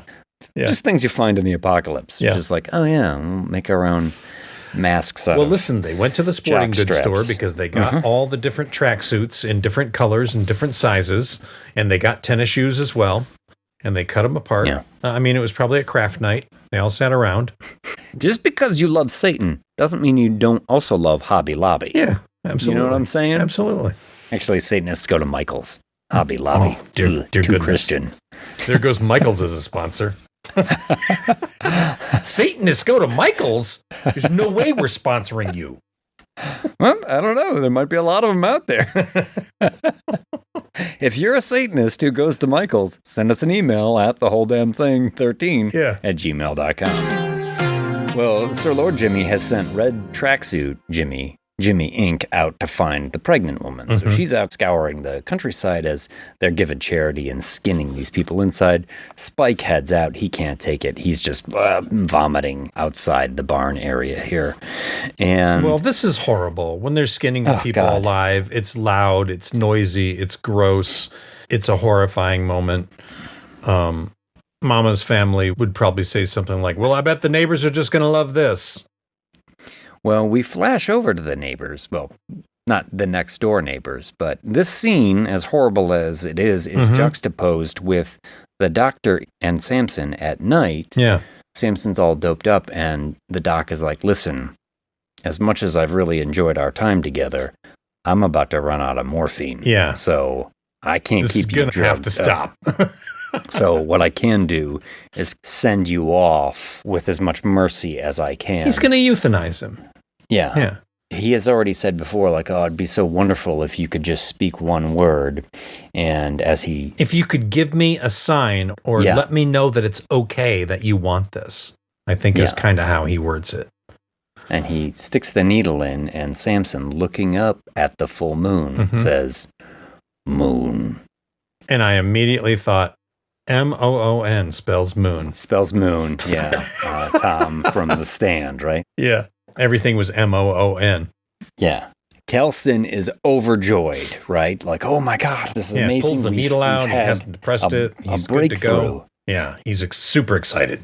Great moment of joy, and then we cut back to people hanging from the rafters, skin flayed from their bodies, just fucking awful. And there's one guy there who's hanging who has not been skinned. Yeah, he's been watching everybody get skinned. Jimmy says, look, you're a young, strong lad. I need strong people to be my fingers. So here's the thing. You can pick one of them to fight, and if you can win, you can join my crew. Yeah. And if you don't do it, I'm going to skin you alive. So the guy's like, I'll take what's behind door number 1. I mean, wouldn't you? Yeah. You've got to, right? You're like, you know what? This Satanism thing might be where it's at. Tell me more about your Dark Lord. Oh. Do you have a pamphlet or something? Do you have a moment to talk about the coupon Antichrist? to Michael's.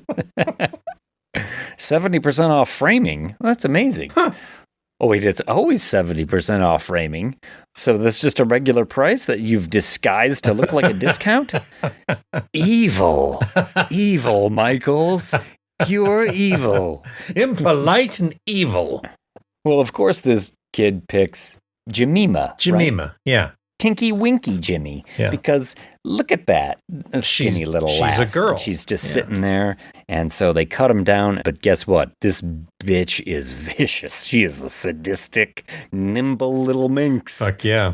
Fuck yeah, she is. She starts moving around, bobbing and weaving. She kicks and just his like ass taking so him fucking a point. fast. Oh, so hard. Yeah. So hard. And the whole time that this is happening, pregnant lady is watching from the rafter. She's like holding in her She's been watching screams. People get skinned alive for probably an hour now. Yeah. My gosh. Come on. But I did think the part where she just like casually brought the Zag nut up and took a bite as she was watching it all happen was a bit much, but hand reaches into the popcorn bucket, comes up with a couple of buttery kernels.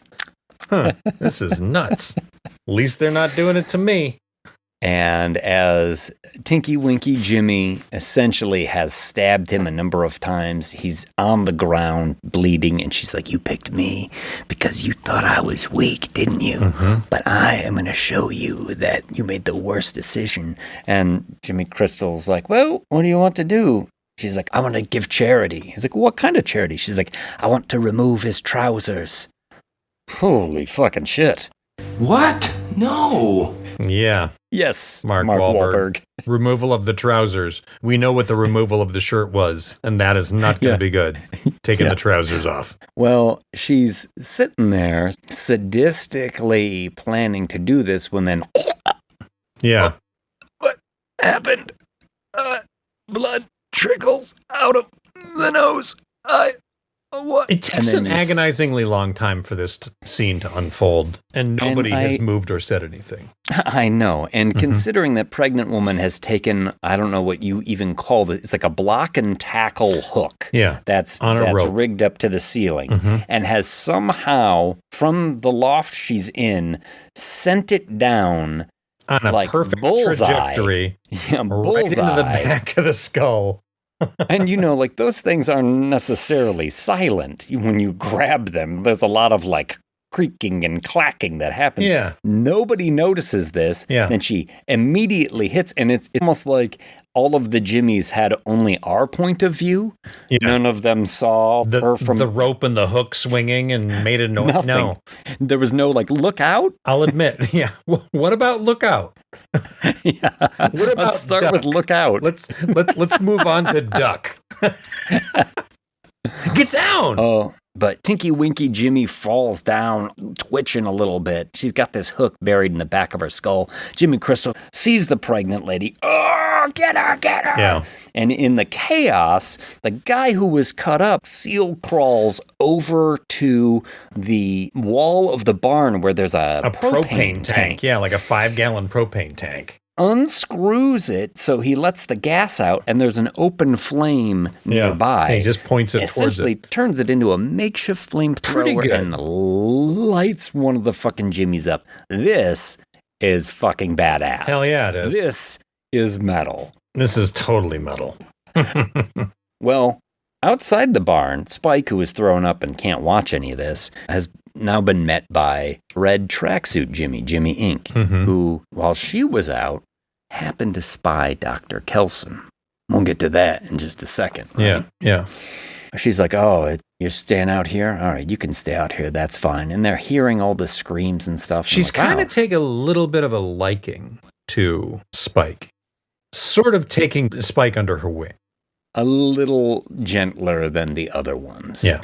And they're like, wow, that seems like a lot of screaming. Is that too much screaming? Is that too much screaming coming from the barn? And then the barn doors open and firewalk. This is a good one. You love a good firewalk. Yeah. Frankenstein style. Yeah, this guy just comes fucking rolling out of there. And they're like, what the fuck? The other Jimmies are screaming. Pregnant lady has gone out a hatch on the roof of the barn and dropped down. Jimmy Crystal shouts at Spike, get her! He chases after her as she's running towards the fence. Yeah. They're all trying to figure out what the fuck is going on in this pandemonium as Tinky Winky took a hook to the back of the skull, and then Jimmy No One got fucking turned in the history of the world has that sentence been constructed like that. Tinky Winky took a hook to the back of the skull. Internet, you are welcome.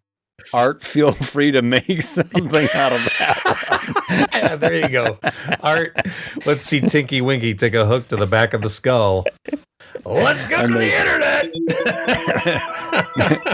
Barbecued Jimmy has collapsed in a heap. Yeah. Spike catches up with the pregnant lady as she's running. He's got his bow and arrow on her as she's unlocking the gate. And she kind of stops and they look at each other and Spike's just like, oh God, please take me with you. Yeah. Get me out of here. Because he's only been with them for like, what, a week, maybe? A couple of days? He doesn't want to be a part of this. He's never wanted to be Who would want to be part of this? This is fucking crazy. Well, Satanists, maybe. I mean, you promised me we would do some crafting, and instead... or other people that have gone to we're Michael's. skinning people alive. We're not making stuff out of leather. We're using people as leather. Yeah, but this chick, she doesn't know that he's only been there a couple of days, so she thinks he's fucking having her on. So she just approaches him and punches him right in the stomach before she runs away. Gut shot. Nice. It's weird that she comes up to him, punches him in the gut, then turns around to escape through the gate.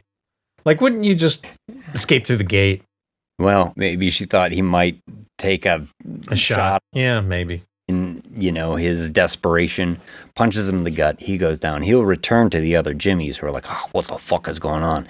And Jimmy Crystal's like, where's the woman? I told you to get the woman. He's like, I killed her. Yeah. World's worst liar. I chased after her and I killed her.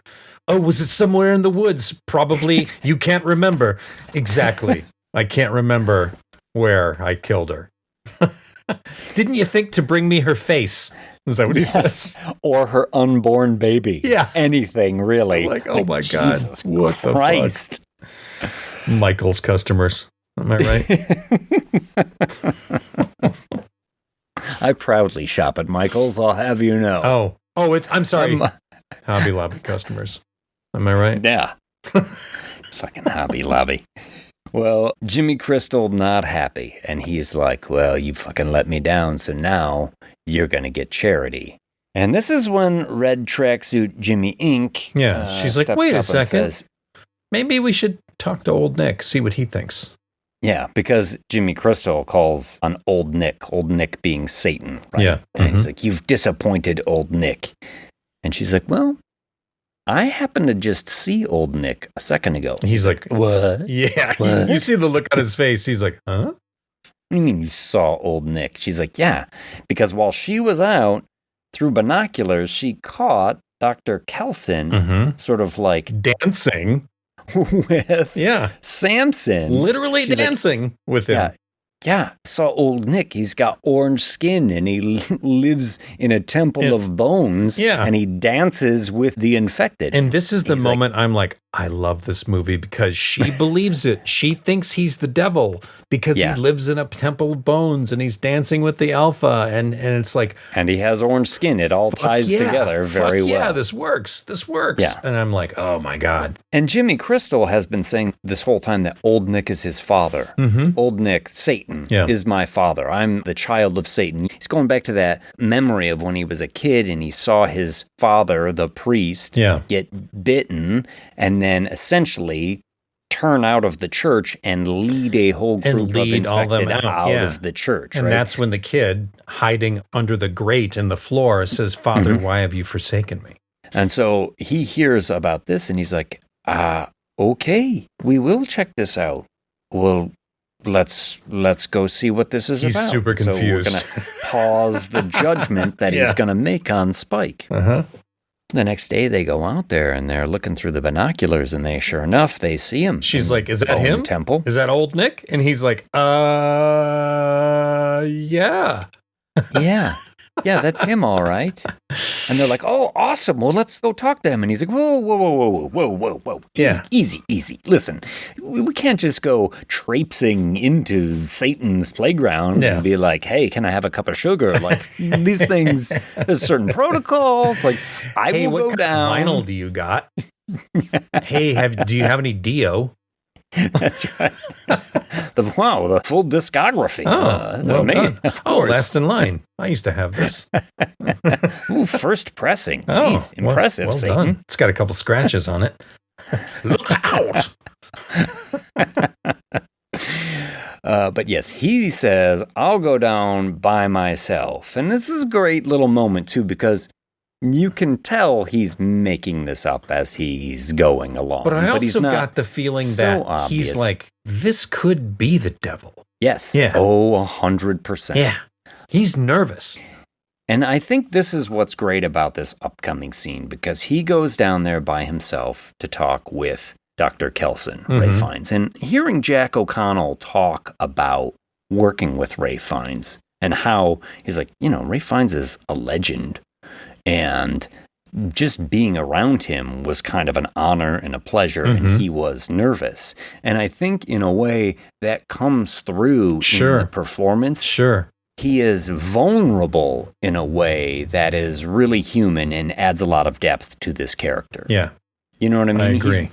He's not just some invincible bad guy, There's a weakness there and a vulnerability that comes through in this scene that between these two characters really sings. There's a moment here in the orchestrated musical track as he is slowly making his way through the Bone Temple and making his way up to where Ray Fiennes is hiding. If you remember, and I know you know it, in the song Number of the Beast, there's the da-da-da-da, bah, there's the bah, yeah. and then the da-da-da-da, bah. That moment is being orchestrated with just the bah. Really? Yeah, and I was like, holy shit, that is spaced perfectly and sounds just like the notes from Number of the Beast. No kidding. Yeah. No kidding. Yeah. That is awesome. And that is a Hollywood Iron Maiden minute. Fucking awesome. Hell yeah. Well, he comes down there and he says, "Are you old Nick?" And Ray finds Like, his Nick? Dr. Kelsey's like, "No, I'm Ian." I don't know a Nick." I said, "Oh, wait, do you mean Satan?" And Jimmy's like, yeah, that's what I mean. Uh-huh. He's like, "Oh, because of the skin. orange skin and the bones. the bones and oh yeah, I guess no, Sure, no, I'm not. I get it. Skins, it's iodine. It helps protect against the infection." And Jimmy's like, "What infection?" Yeah. And this whole thing unfolds where then Jimmy's like, oh, you believe that this was science and that this was an infection. And he instantly takes that infuriating level of smugness that only someone who's completely fucking ignorant and has their head up their own ass. Yeah. Like, science. I Nice see try. where you're coming from. Yeah, like all those people and the videos like, "Oh, so they're going around the moon, are they? Oh, so you believe they went to outer space. Another fake moon thing happened. Okay. Great. Yeah. Did you notice the letters weren't burned off on the fucking stop with the AI? I nearly pictures, fucking idiots. Face palmed when he was like, "No, this isn't science. This is the wrath of God." That's how it happened. Yeah, duh. And what's great is the conversation, like, Dr. Kelson has way more patience with it than I do, because he's like, oh, so you're a Satanist. Yeah. Well, it's the upside down cross. I see. Yeah. Sure. And for a bit, I thought you were my dad.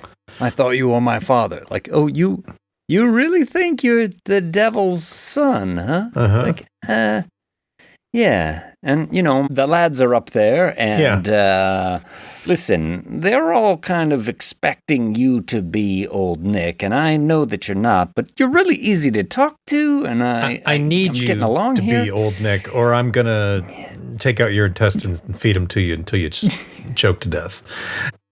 And the doctor's like, okay, I think I can help you out then. Yeah, because I think Jimmy starts that sentence with, "I'm in a bit of a pickle." Yeah. So here's a couple things I want you to say. And they essentially are like, fade to black. Mm-hmm. He approaches the people up there and he's like, "Hey, you know what? It's all set. It's old Nick. Tomorrow night, Mm-hmm. we're going to head out there and he's going to have some things to say. There's a couple rules we got to follow. Number one, I'm the only one who can talk to him. If you guys talk to him, it's a huge insult and he'll destroy you. So just let me do all the talking, but we're all going to go down there and we'll check it out." Oh, that sounds great. Now, Spike knows who this is because Spike met him in the first movie. He does not want to go down and talk to the doctor because he doesn't want the doctor to see that it's him. And he doesn't want the doctor to get hurt because he's with this pack of fucking psychos. And Spike actually has made a connection with this old hermit doctor from the first movie. Yeah. So he doesn't want to be down there and put the doctor in jeopardy, right? Mm-hmm. Well, the next day, Samson comes back to the dock and gets, loaded up. Oh, that sweet, sweet morphine. And the doc's like, "Listen, Samson, I had this whole plan for us, but things have changed, and now I'm not so sure I'm going to live through the next couple of days." Mm-hmm. He had been essentially trying to find a cure. A cocktail. And saying, Mm-hmm. yeah, maybe part of this is like a psychosis that you are having that is making you see things Which we know differently. is true because we've seen how the infected see humans as being monsters. It is triggering your rage. So I'm going to create this cocktail and I'm specifically going to try and do something about the psychosis and maybe we can break through even further. Yeah, and if you remember the first movie, they were experimenting on monkeys to come up with a way to control rage. They were forcing the monkeys to watch violent material and then shooting them up with stuff. And that's when the animal rights people came in and we got to turn them free and let loose one of the monkeys that was not a good one. That's how all this started. Charged out of there and just started tearing her face off. Oh, like fuck yeah. Good stuff. Yeah, and this cocktail will kind of work. And, the infected largely have like the red lenses. Yeah, the big or fucked whatever. up eyes and the red lenses, yeah. And we're going to get Samson going through the forest after having a little nip of the doctor's medicine here, and his eyes are much more active. They're their natural shade of brown. He's actually put like a loincloth on. Yeah. I mean, I don't know why. If I was built like that guy, I would go around Porky Pigging it all the time. Oh, hell yeah. Check this out. Uh-huh. He washes his hands. He grabs some berries and eats some berries. Yeah. Mm-hmm. Now, also, I don't know if you noticed, but Samson in the beginning of the movie and in the prior movie covered with all these weird bubbly welts and veins that are standing out.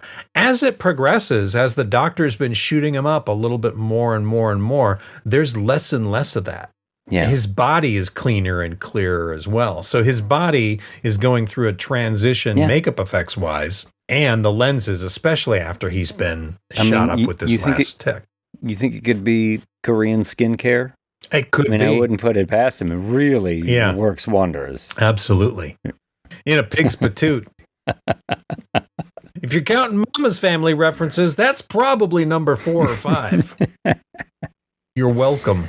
But Samson makes his way back to the train. He's actually having a flashback, flashing back to him as a kid, flashing back to him as a young man on this train. And to Busan. There's like a little bit of a moment where the train attendant turns into like one of the infected for him. He's obviously Samson's going through some changes. He is. Right now and dealing with some past memories. And then in his flashback, you see a bunch of the passengers on the train have stood up and are staring at him. And then it goes to present day where there are a bunch of infected now on the train. Staring at him like he's a monster because he has become human. The alpha is not one of them anymore. And they attack. Cut to the Sammo Hung fucking fight scene. Throwing one of them up into the ceiling. And fist fight on the train. Yeah. Perfect why these movies are paired together. Same exact fight scene. As he's dealing with all these infected and smashing into him, they kind of overwhelm him, and we fade out of the train there, and then we go back into the doctor's bunker, and he says, let's turn this one up to 11. Yeah. He grabs, recognized as one of the greatest album covers of all time. Absolutely. Iron Maiden, Number of the Beast. Yeah. Okay, what's this about? I'm intrigued. Yeah. Yes. Yeah, I'm like, okay. And we get a little montage of him like preparing a generator and pulling the record player out. Yeah. And see, he's I making know you think flash this is powder. all bullshit, but I'm 100% into this, and I get it. He's got a generator. We've seen him playing records. Yeah. Well, I know. The thing I think about is that, I watched this in Amazing Sound, and he's not throwing up a bunch of speakers and amps and shit out there. It's concert volume for sure, and we know it's this would have been coming out of a tinny little record player. Yeah, if this sounded like it sounded, they would have been like, "Oh yeah, all right." But that night, as the fingers approach with their Slipknot masks on, looking through the holes of the sewn together tennis shoes or whatever, we get the Vincent Price intro. Woe to you, O earth and sea, for the devil sends the beast with wrath, because he knows his time is short. Let him who hath understanding reckon the number of the beast, for it is a human number. Its number is 666. And all the kids are looking around like, what the fuck is going on? Yeah. And the song kicks in. I got chills. They got chills. Everyone in the theater is like, hell yeah. There's like an altar in the Bone Temple with an upside down cross that has been set up. There's like candles and lanterns hanging throughout this entire area. He has decorated the shit out of this for any metal heads. In the shadows of the Bone Temple, you see Ralph Fiennes begin to slink through the bones and the pillars and up on the dais. And he's doing a fucking amazing interpretive dance. And he begins to sing Number of the Beast by Iron Maiden as the song starts just rocking out, and they all get wrapped into like ecstasy as he does this dance. And he takes some like, I don't know, hallucinogenic juice and blows it all in their faces, and they're like, whoa, everything gets a little blurry. A fire circle lights up around the whole they all thing. start dancing. Like handling snakes in the Pentecostal church, just wrapped up in ecstasy and speaking tongues. I have one problem with this scene, and the problem is the song doesn't play from beginning to end. There's two cuts in the song, and I'm like, fuck you, why did you do that? And they were originally supposed to play the whole song, and I don't understand. They just thought it was too long. Yes. I think both of us know that song well enough that we were jarred when, like, that's not how that song goes. Yeah. Apparently, they did do the whole thing. Yeah. I think there is probably going to be like an extended scene at some point of him doing the whole thing. Because I heard Ralph Fiennes talking about it. He's like, yes, admittedly, I did not know the words to that song when we started, but I learned it all, and then I worked with our choreographer, and it blossomed out of me, this dance. And he came up with his own dance. We did the whole thing, and then regrettably, some of it had to be cut. Yeah. Oh, I composed an interpretive dance, The Number of the Beast. Yeah. Which, now I want to do. I want to do this interpretive dance at the next rap party. I'll just pay the DJ to play Number of the Beast, and I'm going to do it, and the whole place is going to go fucking electric, right? Because everyone will have seen this movie and be like, holy shit, he's doing the Ralph Fiennes. Here it comes. Yeah. Here it comes. But yes, they are absolutely going crazy. And then towards the end of it, he has put on like a flame retardant apron and mask and suit. And he's got like fire. It's a little bit like Burning Man meets Iron Maiden here. As he's got flash powder. The coals and the cages on the end of the poles. And he's shaking it and sparks are going everywhere. Embers and sparks. It's so fucking cool. And they're just losing their mind seeing him do this. But I don't know. Maybe I'm being a dick. Maybe I'm being too nitpicky. But it's like, this sound system does not exist. Sure. What's happening right here? Also, it doesn't play the next song on the album. That's true. Which it should have done within a second. And then he would be like, he would run over and be like, hold on a second. And then you'd hear, and they'd all be like, what the hell was that sound? Yeah. Well, they are completely blown away by what has happened, and he's kind of disappeared behind the pillar as they're recovering and catching their breath, and he's like, fingers. You know, he's kind of going full Voldemort mode. Oh, he really is, yeah. And they all come around, and they're all wide-eyed, and he's like, kneel. And they all start to take a knee, and he's like, not you, my son. Mm-hmm. And Jimmy Crystal's like, he is fucking playing it up. Jimmy's super excited. He's like, holy shit, this is so much better than I could have possibly imagined. Jimmy's like, I have no idea how you did this. You might actually be the devil. Yes, this is amazing. And they're all sort of agog at it. Now, Spike has not taken his mask off this whole time. Yeah. Everybody else has kind of peeled it off. They've been dancing and screaming and hollering. And he is fully into character now. And the doc says, pride moves through me like maggots through the corpse of Christ. Yeah. And Jimmy's like, fuck. Yeah. That's good. Hell yeah. This guy knows what he's talking about. Did you get that from a Cannibal Corpse song? Holy shit. Yeah. Well, he will start parroting essentially what Jimmy wants him to say. Mm-hmm. You must continue your mission. Yeah.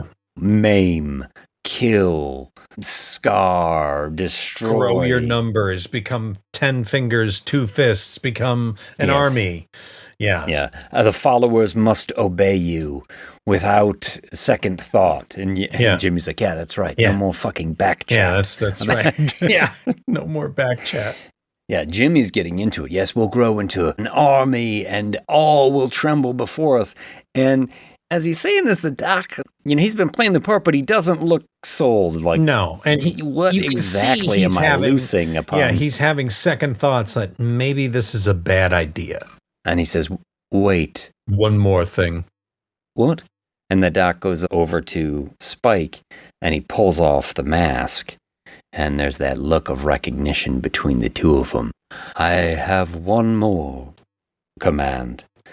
Jimmy's like, I don't think so. No, I don't think you do. Yeah. No, obey my commands, grow your numbers, kill, maim, destroy, all of that. Yeah, that's pretty sure that was it. No. Nothing else. No, just as the Lord of Heaven made his commandments and demanded a sacrifice, so do I. And they're like, okay, what kind of sacrifice? And he's like, just as God in heaven sacrificed his only son, I would ask that of you. What? No. That's right, Mark Wahlberg. Yes, Mark Wahlberg. This is a great little reversal here, too. Because Jimmy's like, no. And the fingers are all like, okay, you want us to crucify Jimmy?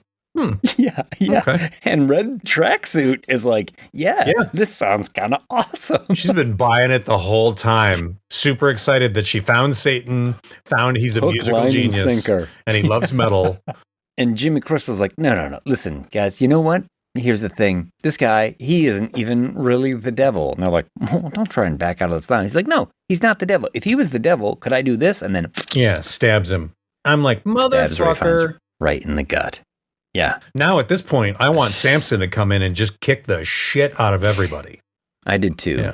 Well, he stabs the doc, and then everybody is like, wait, what the fuck is going on? Mm-hmm. Everything they've been led to believe is kind of being thrown on its head. Right. A fight breaks out, and Red Tracksuit essentially takes out the other two Jimmys that were left. And then, as Jimmy Crystal is confronting her, Spike stabs Jimmy Crystal. Yeah. And she knocks him out. Bam! Down goes Crystal. Spike has a moment with the doc. Why did you do that? And the doc's like, I think you suffered enough, referring to the events of the first movie. Sure. I love that he did that. I mean, it sucks that he got stabbed, but I love that he did that. And then Red Tracksuit Jimmy's like, well, old Nick or not, there is one thing I can do for you, and that's fulfill your last order.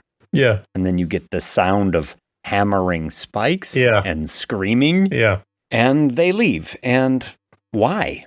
Honestly, the doc's got a pretty nice bunker set up down there. Mm-hmm. He's probably got more medicine. He might have more food. He's got a moat around him. He's got a generator. He's got a decent vinyl collection. Tons of Duran Duran and Iron Maiden. Fuck, they haven't heard anything yet.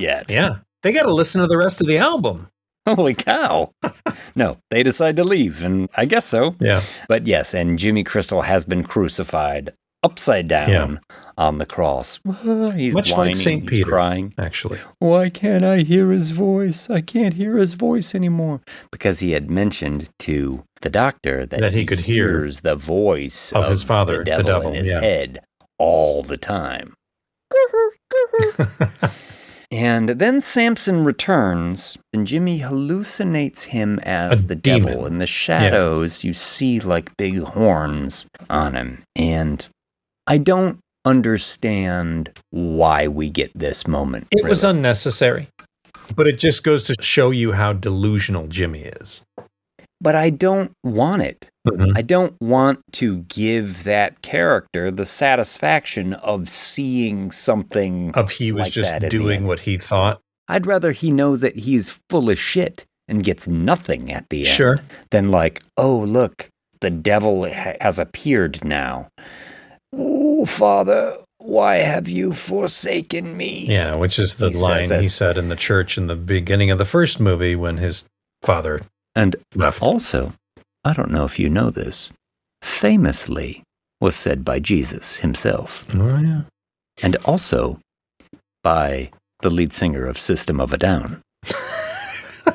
This has been a Sometimes Jesus and Metal Work Together Hollywood Minute. Wake up!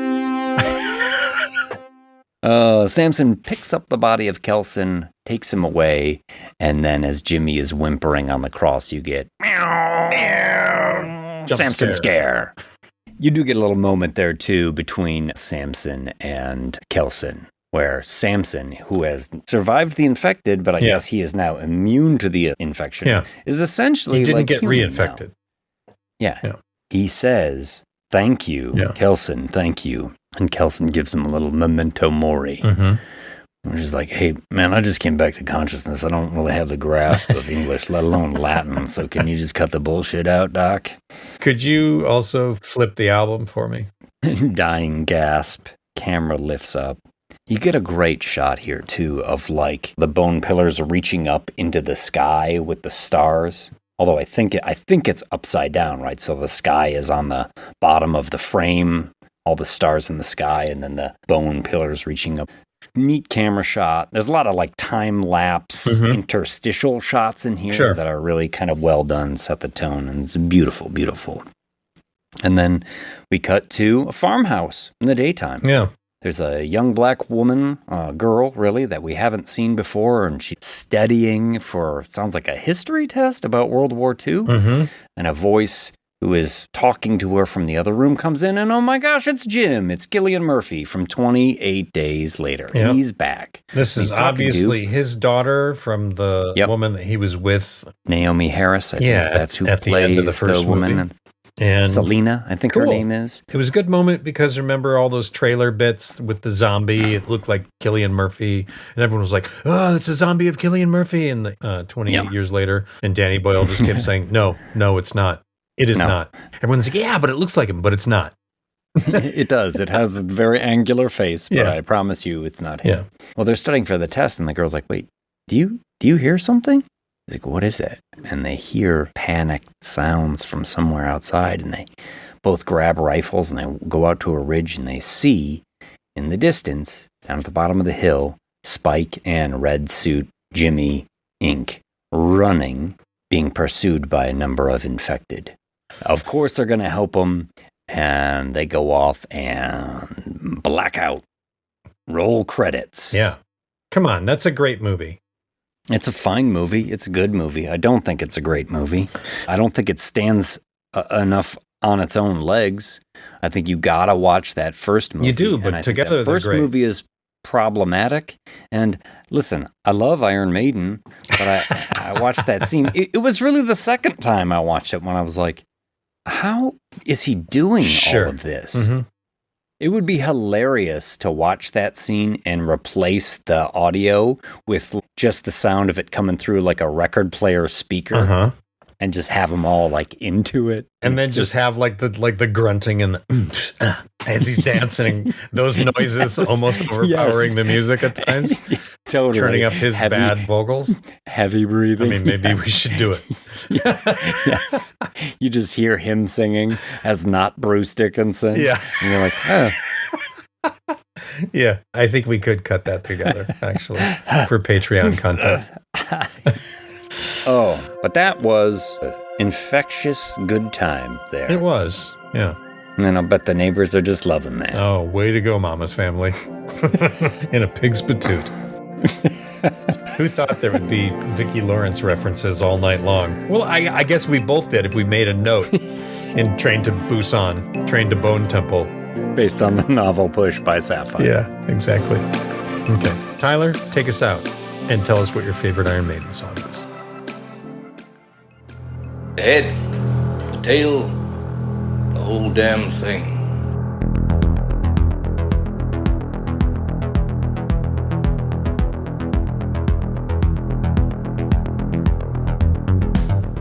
Well, that wraps up another episode of The Head, the Tail, the Whole Damn Thing with your industry professionals Mike D. McCarthy and James Knight.